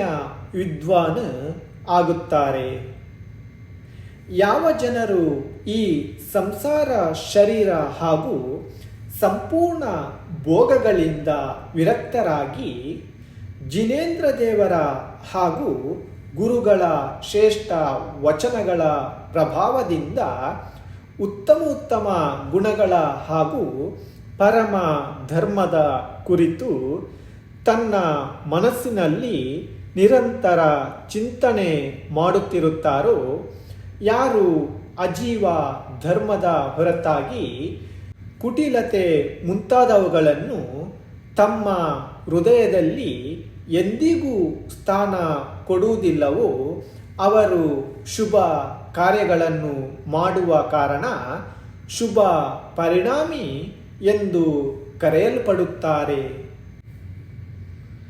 ಯಾರು ಕುಟಿಲ ಪರಿಣಾಮಿ, ಪರಸ್ತ್ರೀ ಹರಣ ಮುಂತಾದ ವಿಷಯಗಳಲ್ಲಿ ಯಾವಾಗಲೂ ವಿಚಾರ ಮಾಡುತ್ತಾರೋ, ಪುಣ್ಯಾತ್ಮರ ಆಕಲ್ಯಾಣ ಬಯಸುತ್ತಾರೋ, ಮೂರ್ಖರ ಜಗನ್ಯ ಆಚರಣೆಗಳನ್ನು ನೋಡಿ ಮನಸ್ಸಿನಲ್ಲಿಯೇ ಆನಂದ ಪಡುತ್ತಾರೋ ಅಂಥವರು ಅಶುಭ ಕರ್ಮ ಉದಯದಿಂದ ಪಾಪವನ್ನು ಸಂಚಿಸುವ ಸಲುವಾಗಿ ಅಶುಭ ಪರಿಣಾಮಿಗಳಾಗುತ್ತಾರೆ. ಯಾರು ತಪ, ವ್ರತ ಹಾಗೂ ಕ್ಷಮೆಯಿಂದ ಶ್ರೇಷ್ಠ ಪಾತ್ರದಾನ ಹಾಗೂ ಪೂಜೆ ಮುಂತಾದವುಗಳಿಂದ ದರ್ಶನ, ಜ್ಞಾನ ಹಾಗೂ ಚಾರಿತ್ರ್ಯಗಳಿಂದ ಯಾವಾಗಲೂ ಧರ್ಮದಲ್ಲಿ ಇರುತ್ತಾರೋ ಆ ಸಮ್ಯಕ್ ದೃಷ್ಟಿಗಳು ಸ್ವರ್ಗ ಮುಂತಾದ ಉತ್ತಮ ಸುಖ ಭೋಗಗಳನ್ನು ಭೋಗಿಸಿದ ನಂತರ ಪುಣ್ಯೋದಯದಿಂದ ಉಚ್ಚ ಪದವಿಯನ್ನು ಪಡೆಯುವ ಅಭಿಲಾಷೆಯಿಂದ ಧರ್ಮ ಕಾರ್ಯಗಳನ್ನು ಮಾಡುವಂತಹ ಧರ್ಮಾತ್ಮರಾಗುತ್ತಾರೆ.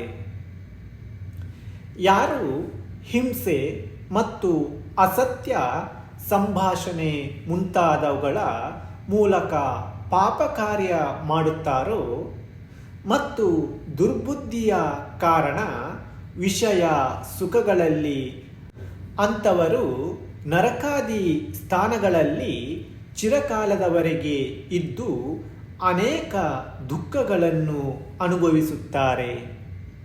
ಇದರ ನಂತರವೂ ಸಹ ಪಾಪೋದಯದಿಂದ ಮತ್ತೆ ನರಕ ನಿವಾಸ ಪಡೆಯಲು ಪಾಪ ಕಾರ್ಯಗಳಲ್ಲಿ ಪ್ರವೃತ್ತ ಇದ್ದು ಪಾಪಿಯೇ ಆಗುತ್ತಾರೆ.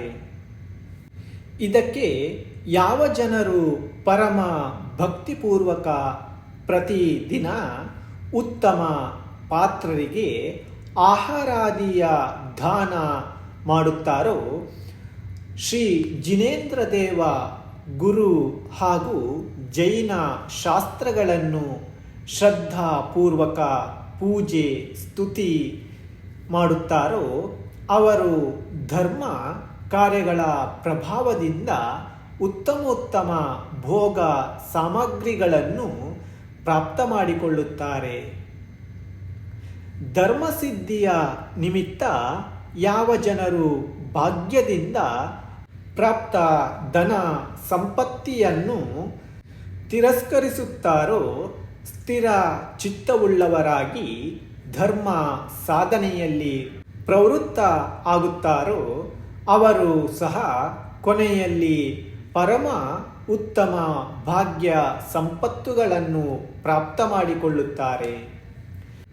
ಯಾರು ತಮ್ಮ ಅನ್ಯಾಯಪೂರ್ವ ಕಾರ್ಯಗಳ ಮೂಲಕ ಸುಖ ಭೋಗಗಳ ಅಭಿಲಾಷೆ ಮಾಡುತ್ತಾರೋ, ಭೋಗೋಪಭೋಗದ ನಂತರವೂ ಸಹ ಅಸಂತುಷ್ಟರಾಗಿ ಇರುತ್ತಾರೋ, ಸ್ವಪ್ನದಲ್ಲಿಯೂ ಸಹ ಜಿನೇಂದ್ರ ದೇವರ ಪೂಜೆ ಮತ್ತು ಉತ್ತಮ ಪಾತ್ರದಾನ ಮಾಡುವುದಿಲ್ಲವೋ ಹಾಗೂ ಲೋಭವಶದಿಂದ ಲಕ್ಷ್ಮಿಯನ್ನು ಪಡೆಯುತ್ತಾರೋ ಅವರು ಧರ್ಮ ಹಾಗೂ ವ್ರತಗಳಿಂದ ಹೀನರಾಗಿರುವ ಕಾರಣ ಪಾಪದ ಭಯಂಕರ ಫಲಗಳಿಂದ ದುಃಖಿತರಾಗುತ್ತಾರೆ ಮತ್ತು ಅನೇಕ ಜನ್ಮಗಳ ತನಕ ಧನಹೀನರಾಗಿ ದರಿದ್ರರಾಗುತ್ತಾರೆ. ಯಾವ ಜನರು ಪಶು ಪಕ್ಷಿ ಮತ್ತು ಸಣ್ಣ ಮಕ್ಕಳನ್ನು ಹಾಗೂ ಬಂಧು ಬಾಂಧವರಿಂದ ಅಗಲಿರುತ್ತಾರೋ ಹಾಗೂ ಎರಡನೆಯವರ ಸ್ತ್ರೀ, ಹಣ ಮತ್ತು ಇತರ ವಸ್ತುಗಳನ್ನು ಬಲಪೂರ್ವಕ ಅಪಹರಿಸುತ್ತಾರೋ ಅವರು ದುಃಶೀಲ ಪಾಪಾತ್ಮ ಅಶುಭಕರ್ಮದ ಉದಯದಿಂದ ನಿಶ್ಚಯವಾಗಿ ತಮ್ಮ ಪುತ್ರ, ಸ್ತ್ರೀ, ಸೋದರ ಮತ್ತು ಬೇರೆ ಇಷ್ಟ ಜನರಿಂದಲೂ ಸಹ ವಿಯೋಗವನ್ನು ಮತ್ತು ಪ್ರತಿ ಸಮಯದಲ್ಲಿ ದುಃಖ ಅನುಭವಿಸುತ್ತಾರೆ. ಇದರ ವಿರುದ್ಧ ಕೆಲ ಜನರು ಪಶು ಮುಂತಾದ ಜೀವಿಗಳನ್ನು ಹೊಡೆಯುವುದು ಮುಂತಾದ ಕಾರ್ಯಗಳನ್ನು ಮಾಡುವುದಿಲ್ಲ. ಅವುಗಳ ಪರಸ್ಪರ ವಿಯೋಗದ ಕಾರಣರಾಗುವುದಿಲ್ಲ. ಅವರೊಂದಿಗೆ ದುಃಖವನ್ನು ಪ್ರಾಪ್ತ ಮಾಡಿಕೊಳ್ಳುವುದಿಲ್ಲ. ಯಾರು ಯಾವಾಗಲೂ ಜೈನ ಮತಕ್ಕನುಸಾರವಾಗಿಯೇ ಜೈನ ಧರ್ಮದ ಪಾಲನೆ ಮಾಡುತ್ತಾ ಪ್ರಾಪ್ತವಾದ ಸಂಪತ್ತಿಯ ಮೂಲಕ ಶಾಂತಿಯಿಂದ ಜೀವನ ಮಾಡುತ್ತಾರೆ, ದಾನ, ಪೂಜೆ ಮತ್ತು ಧರ್ಮಾನುಷ್ಠಾನಗಳನ್ನು ವಿಧಿಪೂರ್ವಕ ಮಾಡುತ್ತಾರೆ ಹಾಗೂ ಈ ಪುಣ್ಯದ ಫಲಸ್ವರೂಪವಾಗಿ ಮೋಕ್ಷದ ಹೊರತು ಬೇರೆ ಮತ್ತು ಯಾವುದೇ ಪ್ರಕಾರದಿಂದ ಸ್ತ್ರೀ, ಪುತ್ರ, ಧನಾದಿಯನ್ನು ಕಿಂಚಿತ್ ಮಾತ್ರ ಇಚ್ಛೆ ಮಾಡುವುದಿಲ್ಲ. ಆ ಪುಣ್ಯಾತ್ಮರಿಗೆ ಪುಣ್ಯ ಉದಯದಿಂದ ಅಭಿಷ್ಟ ಸ್ತ್ರೀ ಪುತ್ರ ಹಾಗೂ ಸ್ವಜನ ಮುಂತಾದವರ ಸಂಯೋಗವು ತನ್ನಿಂದ ತಾನೇ ಸಹಜವಾಗಿಯೇ ಆಗುತ್ತದೆ ಹಾಗೂ ಧನ ಮುಂತಾದ ಸುಖ ಸಂಪತ್ತುಗಳು ಸಹ ಸಹಜವಾಗಿಯೇ ಪ್ರಾಪ್ತವಾಗುತ್ತವೆ.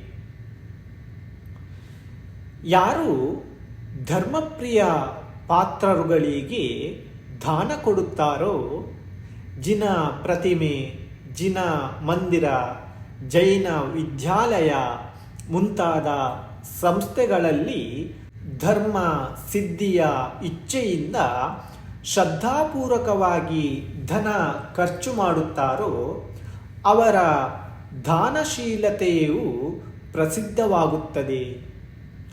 ಈ ಲೋಕದಲ್ಲಿ ಅಂಥವರು ಪ್ರತಿಷ್ಠೆ ಪ್ರಾಪ್ತ ಮಾಡಿಕೊಳ್ಳುತ್ತಾರೆ.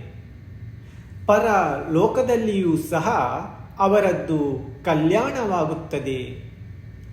ಯಾರು ಜಿಪುಣತೆಯಿಂದ ಈ ಲೋಕದಲ್ಲಿ ದಾನ ಕೊಡುವುದಿಲ್ಲವೋ, ಜಿನ ಪೂಜೆ ಮುಂತಾದವನ್ನು ಮುಕ್ತ ಹಸ್ತದಿಂದ ಧನ ಖರ್ಚು ಮಾಡುವುದಿಲ್ಲವೋ, ಅದ್ಯಾಗೂ ಜಗತ್ತಿನ ಪರಮೋತ್ತಮ ಸುಖ ಸಂಪತ್ತಿಯನ್ನು ಸ್ವತಃ ಅನುಭವಿಸ ಬಯಸುತ್ತಾರೋ ಅವರು ಮಹಾಲೋಭಿ ಮತ್ತು ಅಜ್ಞಾನಿ ಇದ್ದಾರೆ. ಪಾಪಕರ್ಮದ ಪ್ರಭಾವದಿಂದ ಎಷ್ಟೋ ಕಾಲದ ತನಕ ನೀಚಗತಿಯಲ್ಲಿ ಅಲೆದಾಡಿ ನಂತರ ತಿರ್ಯಂಚಗತಿಯಲ್ಲಿ ಹೋಗುವ ಸಲುವಾಗಿ ಜಿಪುಣರಾಗಿ ಹುಟ್ಟುತ್ತಾರೆ. ಈ ಪಾಪಕರ್ಮದ ಪ್ರತಿಕೂಲಕರಾಗಿ ಯಾವ ಜನರು ಅರಹಂತ, ಗಣಧರ, ಮುನಿ ಹಾಗೂ ಬೇರೆ ಬೇರೆ ಧರ್ಮಾತ್ಮರುಗಳ ಉತ್ತಮ ಗುಣಗಳ ಪ್ರಾಪ್ತಿಯ ಸಲುವಾಗಿ ಯಾವಾಗಲೂ ಅವರ ಚಿಂತನೆಯನ್ನು ಮಾಡುತ್ತಾರೋ ಅವರು ಸಂಪೂರ್ಣ ದೋಷಗಳಿಂದ ದೂರ ಇದ್ದುಕೊಂಡು ಶ್ರೇಷ್ಠ ಗುಣವಂತರಾಗುತ್ತಾರೆ ಮತ್ತು ವಿದ್ಯುನ್ಮಣಿಗಳಲ್ಲಿಯೇ ಅವರ ಗೌರವ ಸನ್ಮಾನ ಆಗುತ್ತದೆ.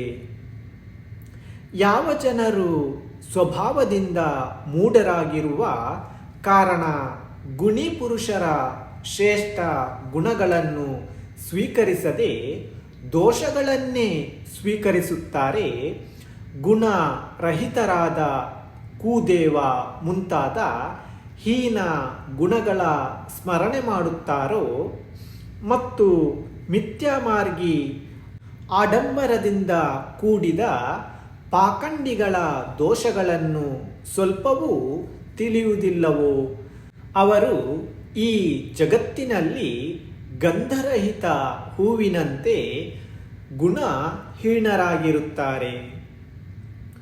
ಯಾರು ಧರ್ಮ ಜಿಜ್ಞಾಸುಗಳಾಗಿ ಧರ್ಮಪ್ರಾಪ್ತಿಯ ಸಲುವಾಗಿ ಮಿಥ್ಯಾದೃಷ್ಟಿ ದೇವತೆಗಳ ಹಾಗೂ ಕೇವಲ ವೇಷಧಾರಿ ಅಜ್ಞಾನಿ ಸಾಧುಗಳ ಸೇವಾ ಭಕ್ತಿಯಲ್ಲಿ ತತ್ಪರರಾಗಿರುತ್ತಾರೋ ಹಾಗೂ ಶ್ರೀ ಜಿನೇಂದ್ರ ಶ್ರೇಷ್ಠ ಯೋಗಿ ಹಾಗೂ ಧರ್ಮಾತ್ಮ ಪುರುಷರ ಸೇವೆ ಎಂದೂ ಮಾಡುವುದಿಲ್ಲವೋ ಅಂಥವರು ತಮ್ಮ ಪಾಪದ ಫಲದಿಂದ ಪಶುಗಳ ಸಮಾನ ಪರಾಧೀನರಾಗಿ ಈ ಕಡೆ ಆ ಕಡೆ ಎರಡನೆಯವರ ದಾಸರಾಗಿ ತಿರುಗುತ್ತಾರೆ. ಇದರ ವಿರುದ್ಧವಾಗಿ ಯಾರು ಸಂಪೂರ್ಣ ಮಿಥ್ಯಾ ಮತಗಳನ್ನು ಬಿಟ್ಟು ಮಾನಸಿಕ, ವಾಚಿಕ ಹಾಗೂ ಕಾಯಿಕ ಶುದ್ಧಿಪೂರ್ವಕವಾಗಿ ಅರಹಂತ ಹಾಗೂ ಗಣಧರ ಮುಂತಾದ ಮುನಿಜನರ ಪೂಜೆ, ಸ್ತುತಿ, ನಮಸ್ಕಾರ ಮಾಡುತ್ತಾರೆಯೋ ಅಂಥವರು ಪುಣ್ಯ ಉದಯದಿಂದ ಈ ಸಂಸಾರದಲ್ಲಿ ಸಂಪೂರ್ಣ ಭೋಗ ಸಂಪತ್ತುಗಳನ್ನು ಪಡೆದುಕೊಳ್ಳುತ್ತಾರೆ.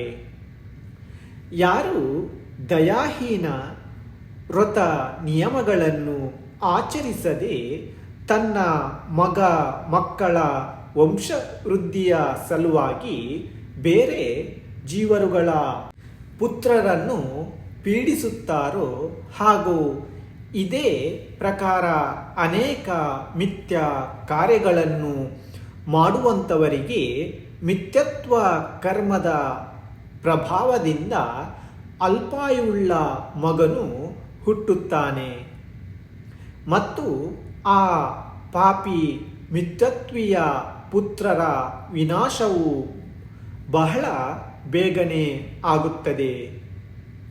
ಯಾರು ಚಂಡಿ, ಕ್ಷೇತ್ರಪಾಲ, ಗೌರಿ, ಭವಾನಿ ಮುಂತಾದ ಮಿಥ್ಯ ದೇವತೆಗಳ ಸೇವೆ ಅರ್ಚನೆಯನ್ನು ಪುತ್ರ ಪ್ರಾಪ್ತಿಯ ಇಚ್ಛೆಯಿಂದ ಮಾಡುತ್ತಾರೆಯೋ ಮತ್ತು ಸಂಪೂರ್ಣ ಮನೋಕಾಮನೆಗಳನ್ನು ಪೂರ್ಣಗೊಳಿಸುವಂತಹ ಅರ್ಹಂತ ಪ್ರಭುಗಳ ಸೇವೆ ಮಾಡುವುದಿಲ್ಲವೋ ಅಂಥವರು ಮಿಥ್ಯತ್ವ ಕರ್ಮದ ಉದಯದಿಂದ ಜನ್ಮಗಳಲ್ಲಿ ಸಂತಾನಹೀನ ಅಂದರೆ ಬಂಜೆ ಸ್ತ್ರೀಯರನ್ನು ಪಡೆಯುತ್ತಾರೆ.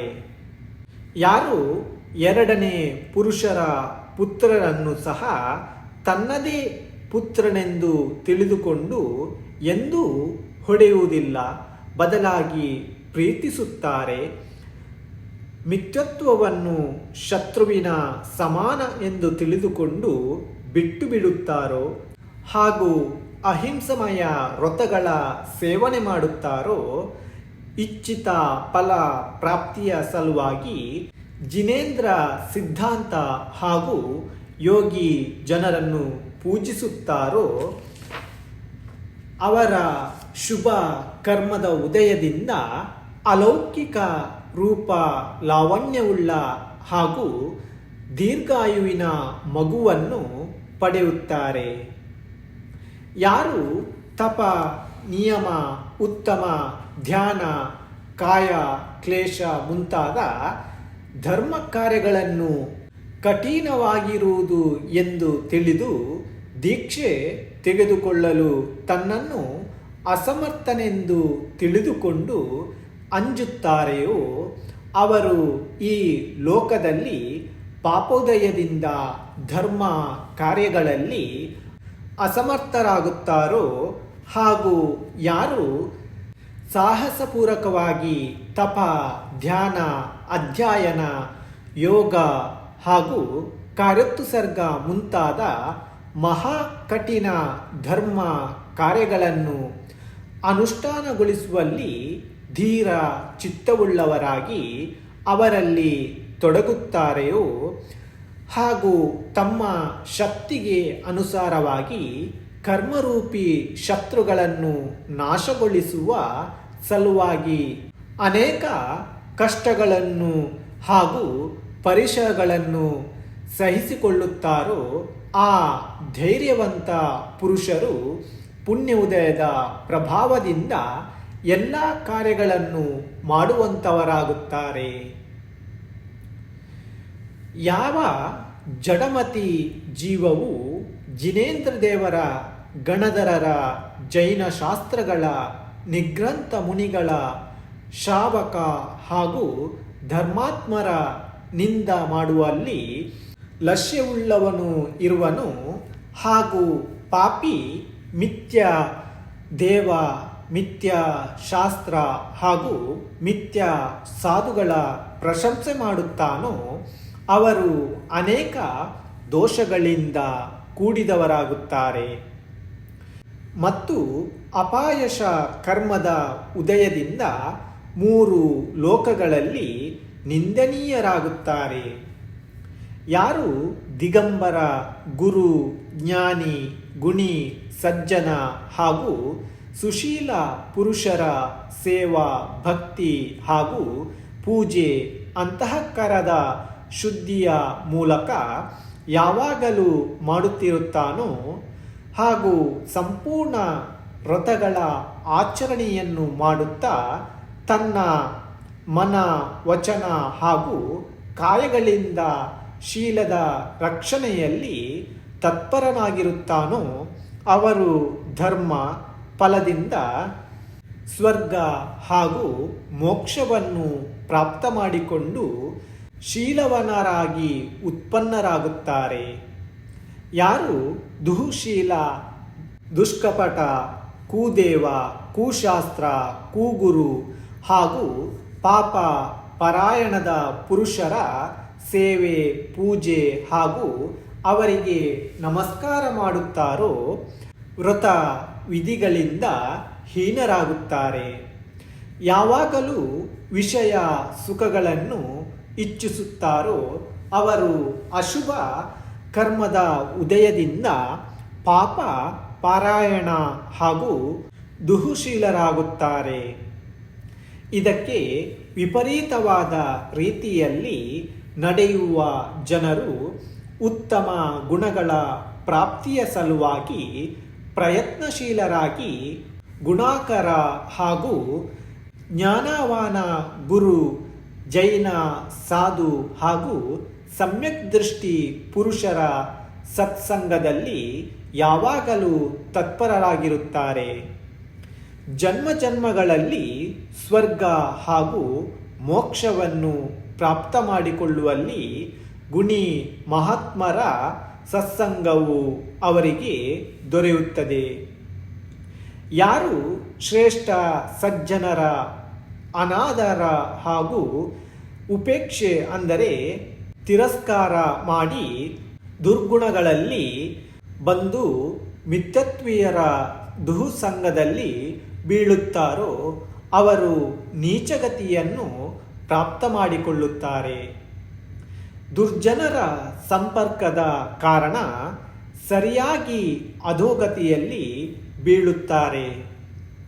ಯಾರು ತೀಕ್ಷ್ಣ ಹಾಗೂ ಸಮ್ಯಕ್ತ್ವ ಬುದ್ಧಿಯ ಮೂಲಕ ಯಾವಾಗಲೂ ತತ್ವ, ಅತತ್ವ, ಶಾಸ್ತ್ರ, ಕುಶಾಸ್ತ್ರ, ದೇವ, ಗುರು, ಶಾಸ್ತ್ರ, ತಪಸ್ವಿ, ಧರ್ಮ, ಅಧರ್ಮ, ದಾನ, ಕುದಾನ ಮುಂತಾದವುಗಳ ವಿಶ್ಲೇಷಣೆ ಹಾಗೂ ವಿಚಾರ ಮಾಡುತ್ತಾರೆಯೋ ಅವರ ಹೃದಯದಲ್ಲಿ ಸೂಕ್ಷ್ಮ ವಿಚಾರದ ಶ್ರೇಷ್ಠ ಶಕ್ತಿಯು ವರ್ತಮಾನದಲ್ಲಿ ಇರುತ್ತದೆ.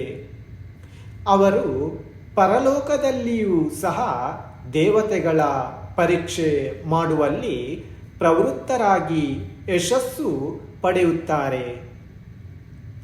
ಯಾವ ಜೀವವು ಹೀಗೆ ವಿಶ್ಲೇಷಣೆ ಮಾಡುವುದಿಲ್ಲವೋ ಮತ್ತು ದುರ್ಬುದ್ಧಿಯ ಕಾರಣ ಸಂಸಾರದ ಎಲ್ಲ ದೇವ ಗುರುಗಳನ್ನು ಆಧಾರಪೂರ್ವಕವಾಗಿ ಶ್ರದ್ಧೆಯಿಂದ ಎಲ್ಲ ಧರ್ಮ ಹಾಗೂ ದೇವತೆಗಳ ಆಶ್ರಯ ತೆಗೆದುಕೊಂಡು ಎಲ್ಲರ ಅನುಸಾರ ಮಾಡುವ ಪ್ರಯತ್ನದಲ್ಲಿ ತತ್ಪರರಾಗಿರುತ್ತಾರೆಯೋ ಅವರು ಅತ್ಯಂತ ನಿಂದಾಯೋಗ್ಯರಿದ್ದಾರೆ ಮತ್ತು ಜನ್ಮ ಜನ್ಮಗಳಲ್ಲಿ ಮೂಢರೇ ಆಗುತ್ತಾರೆ. ಯಾವ ಆರ್ಯರು ದಿನಾಲು ತೀರ್ಥಂಕರರ ಗುರು ಸಂಘ ಉಚ್ಚ ಪದವಿಯಲ್ಲಿರುವ ಜೀವರುಗಳ ಭಕ್ತಿಪೂರ್ವಕ ಸೇವೆ ಮಾಡುತ್ತಾರೆಯೋ, ಸ್ತುತಿ ಮಾಡುತ್ತಾರೆಯೋ ಮತ್ತು ನಮಸ್ಕಾರ ಮಾಡುತ್ತಾರೋ ಹಾಗೂ ತಮ್ಮ ಪ್ರಶಂಸೆ ಮಾಡಿಕೊಳ್ಳದೆ ಗುಣಿಜನರ ದೋಷಗಳನ್ನು ಮುಚ್ಚಿಟ್ಟು ಅವರ ಶ್ರೇಷ್ಠತೆಯನ್ನು ಪ್ರಕಟಗೊಳಿಸುತ್ತಾರೋ ಅವರು ಉಚ್ಚ ಗೋತ್ರಕರ್ಮದ ಉದಯದಿಂದ ಪರಲೋಕದಲ್ಲಿ ಸರ್ವೋತ್ತಮ ಗೋತ್ರವನ್ನು ಪ್ರಾಪ್ತ ಮಾಡಿಕೊಳ್ಳುತ್ತಾರೆ. ಯಾರು ಇದರ ವಿರುದ್ಧವಾಗಿ ಆತ್ಮ ಪ್ರಶಂಸೆ ಹಾಗೂ ಗುಣವಂತರ ನಿಂದೆ ಮಾಡುವಲ್ಲಿ ತೊಡಗುತ್ತಾರೋ ಮತ್ತು ಕುಗುರು, ಕುಧರ್ಮ ಮತ್ತು ನೀಚ ದೇವರ ಸೇವೆಯನ್ನು ಧರ್ಮ ಪ್ರಾಪ್ತಿಯ ಅಭಿಲಾಷೆಯಿಂದ ಮಾಡುತ್ತಾರೋ ಅವರು ನೀಚ ಕರ್ಮದ ಉದಯದಿಂದ ನೀಚ ಗೋತ್ರವನ್ನು ಪ್ರಾಪ್ತ ಮಾಡಿಕೊಳ್ಳುತ್ತಾರೆ. ಯಾರಿಗೆ ದುರ್ಬುದ್ಧಿಯ ಸೆಳೆಯು ಮಿಥ್ಯ ಮಾರ್ಗದಲ್ಲಿ ಇದೆಯೋ ಮತ್ತು ಯಾವ ಏಕಾಂತ ರೂಪ ನಿಂದ್ಯ ಮಾರ್ಗದಲ್ಲಿ ಸ್ಥಿರರಾಗಿ ಕೂಗುರು, ಕೂದೇವ ಹಾಗೂ ಕೂಧರ್ಮದ ಸೇವೆಯಲ್ಲಿ ತೊಡಗಿದ್ದಾರೆಯೋ ಅವರಿಗೆ ಪೂರ್ವಜನ್ಮದ ಕುಸಂಸ್ಕಾರದಿಂದಲೇ ಪರಲೋಕದ ಕಲ್ಯಾಣವನ್ನು ನಾಶ ಮಾಡುವ ಮಿಥ್ಯಾಮತದ ಕಡೆಗೆ ಪ್ರೀತಿ ಉತ್ಪನ್ನವಾಗುತ್ತದೆ. ಯಾರು ದಿವ್ಯ ದೃಷ್ಟಿಯಿಂದ ಜಿನೇಂದ್ರ ಶಾಸ್ತ್ರ, ಗುರು ಹಾಗೂ ಧರ್ಮದ ಸೂಕ್ಷ್ಮ ಪರೀಕ್ಷೆ ಮಾಡಿದ ಬಳಿಕ ಅವರು ಅಪೂರ್ವ ಗುಣಗಳ ಮೇಲೆ ಮುಗ್ಧರಾಗುತ್ತಾರೆ ಹಾಗೂ ಶ್ರದ್ಧಾ ಭಕ್ತಿಯಿಂದ ಅವರ ಸೇವೆಯಲ್ಲಿ ತೊಡಗುತ್ತಾರೆ, ಹೇಯ ಮಾರ್ಗದ ಮೇಲೆ ನಡೆಯುವಂಥ ಬೇರೆ ಪುರುಷರನ್ನು ಸ್ವಪ್ನದಲ್ಲಿಯೂ ಇಚ್ಛೆ ಮಾಡುವುದಿಲ್ಲ. ಅವರು ನಿಜವಾಗಿಯೂ ಜಿನಧರ್ಮದ ಅನುಯಾಯಿ ಇದ್ದಾರೆ ಮತ್ತು ಅವರು ಪರಲೋಕದಲ್ಲಿಯೂ ಸಹ ಮೋಕ್ಷ ಮಾರ್ಗದಲ್ಲಿ ನಡೆಯುವಂಥವರು ಆಗುತ್ತಾರೆ. ಯಾರು ಸ್ವರ್ಗ ಮತ್ತು ಮೋಕ್ಷದ ಅನನ್ಯ ಅಭಿಲಾಷೆಯಿಂದ ಪರಿಗ್ರಹ ರಹಿತರಾಗಿ ಋತುಸರ್ಗ ಹಾಗೂ ಮೌನ ವ್ರತ ರೂಪ ಯೋಗ ಗುಪ್ತಿಯನ್ನು ಯಥಾಶಕ್ತಿ ಪಾಲಿಸುತ್ತಾರೋ ಹಾಗೂ ತಪ ಮುಂತಾದ ಶ್ರೇಷ್ಠ ಧರ್ಮದ ಕಾರ್ಯಗಳಲ್ಲಿ ತಮ್ಮ ಶಕ್ತಿಯ ನಿಜವಾದ ಸದುಪಯೋಗ ಮಾಡಿಕೊಳ್ಳುತ್ತಾರೋ ಅವರು ಕಠಿಣ ತಪಶ್ಚರ್ಯದ ಉಗ್ರ ಕಷ್ಟಗಳನ್ನು ಸಹನ ಮಾಡಿಕೊಳ್ಳುವಲ್ಲಿ ಪೂರ್ಣ ಸಮರ್ಥ, ದೃಢ ಹಾಗೂ ಸುಂದರ ಶರೀರವನ್ನು ಪ್ರಾಪ್ತ ಮಾಡಿಕೊಳ್ಳುತ್ತಾರೆ. ಯಾರು ತಪಶ್ಚರ್ಯದಲ್ಲಿ ಸಮರ್ಥ ಹಾಗೂ ಶಕ್ತಿಯುಳ್ಳವರಾಗಿಯೂ ಸಹ ಕೇವಲ ಕಾಯ ಸುಖದಲ್ಲಿ ಆಸಕ್ತರಾಗಿದ್ದಾರೆಯೋ ಅವರು ಅದರ ದುರುಪಯೋಗ ಮಾಡಿಕೊಳ್ಳುತ್ತಾರೆ ಮತ್ತು ತಮ್ಮ ಬಲ ಹಾಗೂ ಶಕ್ತಿಯನ್ನು ಧರ್ಮ ಹಾಗೂ ವ್ಯತಿಸರ್ಗ ತಪದಲ್ಲಿ ತೊಡಗಿಸುವುದಿಲ್ಲ. ಅವರು ಕೋಟಿ ಕೋಟಿ ಗೃಹ ವ್ಯಾಪಾರಗಳಿಂದ ಪಾಪವನ್ನೇ ಗಳಿಸುತ್ತಾರೆ ಮತ್ತು ತಪ ಕರ್ಮದಲ್ಲಿ ಅಸಮರ್ಥರಾದವರ ಶರೀರವು ಯಾವಾಗಲೂ ನಿಂದನೀಯವಾಗಿರುತ್ತದೆ. ಈ ಪ್ರಕಾರ ಶ್ರೀ ಜಿನೇಂದ್ರದೇವ ಮಹಾವೀರ ಪ್ರಭುಗಳು ಅಲ್ಲಿದ್ದ ಸಮಸ್ತ ಪ್ರಾಣಿಗಳಿಗೆ ದಿವ್ಯ ಗಂಭೀರ ಹಾಗೂ ಮಧುರ ವಾಣಿಯಿಂದ ಗಣಧರ ಗೌತಮ ಸ್ವಾಮಿಗಳ ಪ್ರಶ್ನೆಗಳಿಗೆ ಯುಕ್ತಿಯುಕ್ತ ನಿಜವಾದ ಹಾಗೂ ಸಾರ್ಥಕ ಉತ್ತರಗಳನ್ನು ದಯಪಾಲಿಸಿದರು. ಆ ಅರ್ಹಂತ ದೇವರು ಶ್ರೀ ಮಹಾವೀರ ಪ್ರಭುಗಳನ್ನು ಶ್ರದ್ಧಾ ಭಕ್ತಿಪೂರ್ವಕವಾಗಿ ಸ್ತುತಿ ಮಾಡುವೆನು. ಇಲ್ಲಿಗೆ 17ನೇ ಅಧ್ಯಾಯವು ಮುಗಿಯುತ್ತದೆ. ಮುಂದಿನ ಅಧ್ಯಾಯವು ಮುಂದಿನ ಸಂಚಿಕೆಯಲ್ಲಿ ಮುಂದುವರಿಯಲಿದೆ. ಶ್ರೀ ಮಹಾವೀರ ಭಗವಾನ ಕಿ ಜೈ ಹೋ. ಅನಂತ ಅನಂತ ಸಿದ್ಧ ಪರಮೇಷ್ಠಿ ಭಗವಾನ ಕಿ ಜೈ ಹೋ. ಪರಮ ಪೂಜ್ಯ ಆಚಾರ್ಯ ಶ್ರೀ ಸಕಲ ಕೀರ್ತಿ ಮಹಾರಾಜ್ ಕಿ ಜೈ ಹೋ. ಜಿನವಾಣಿ ಮಾತಾ ಕಿ ಜೈ ಹೋ. 3 ಕಡಿಮೆ 9 ಕೋಟಿ ಮುನಿರಾಜ ಕಿ ಜೈ ಹೋ. ಅಹಿಂಸಾ ಪರಮೋ ಧರ್ಮ ಕಿ ಜೈ ಹೋ.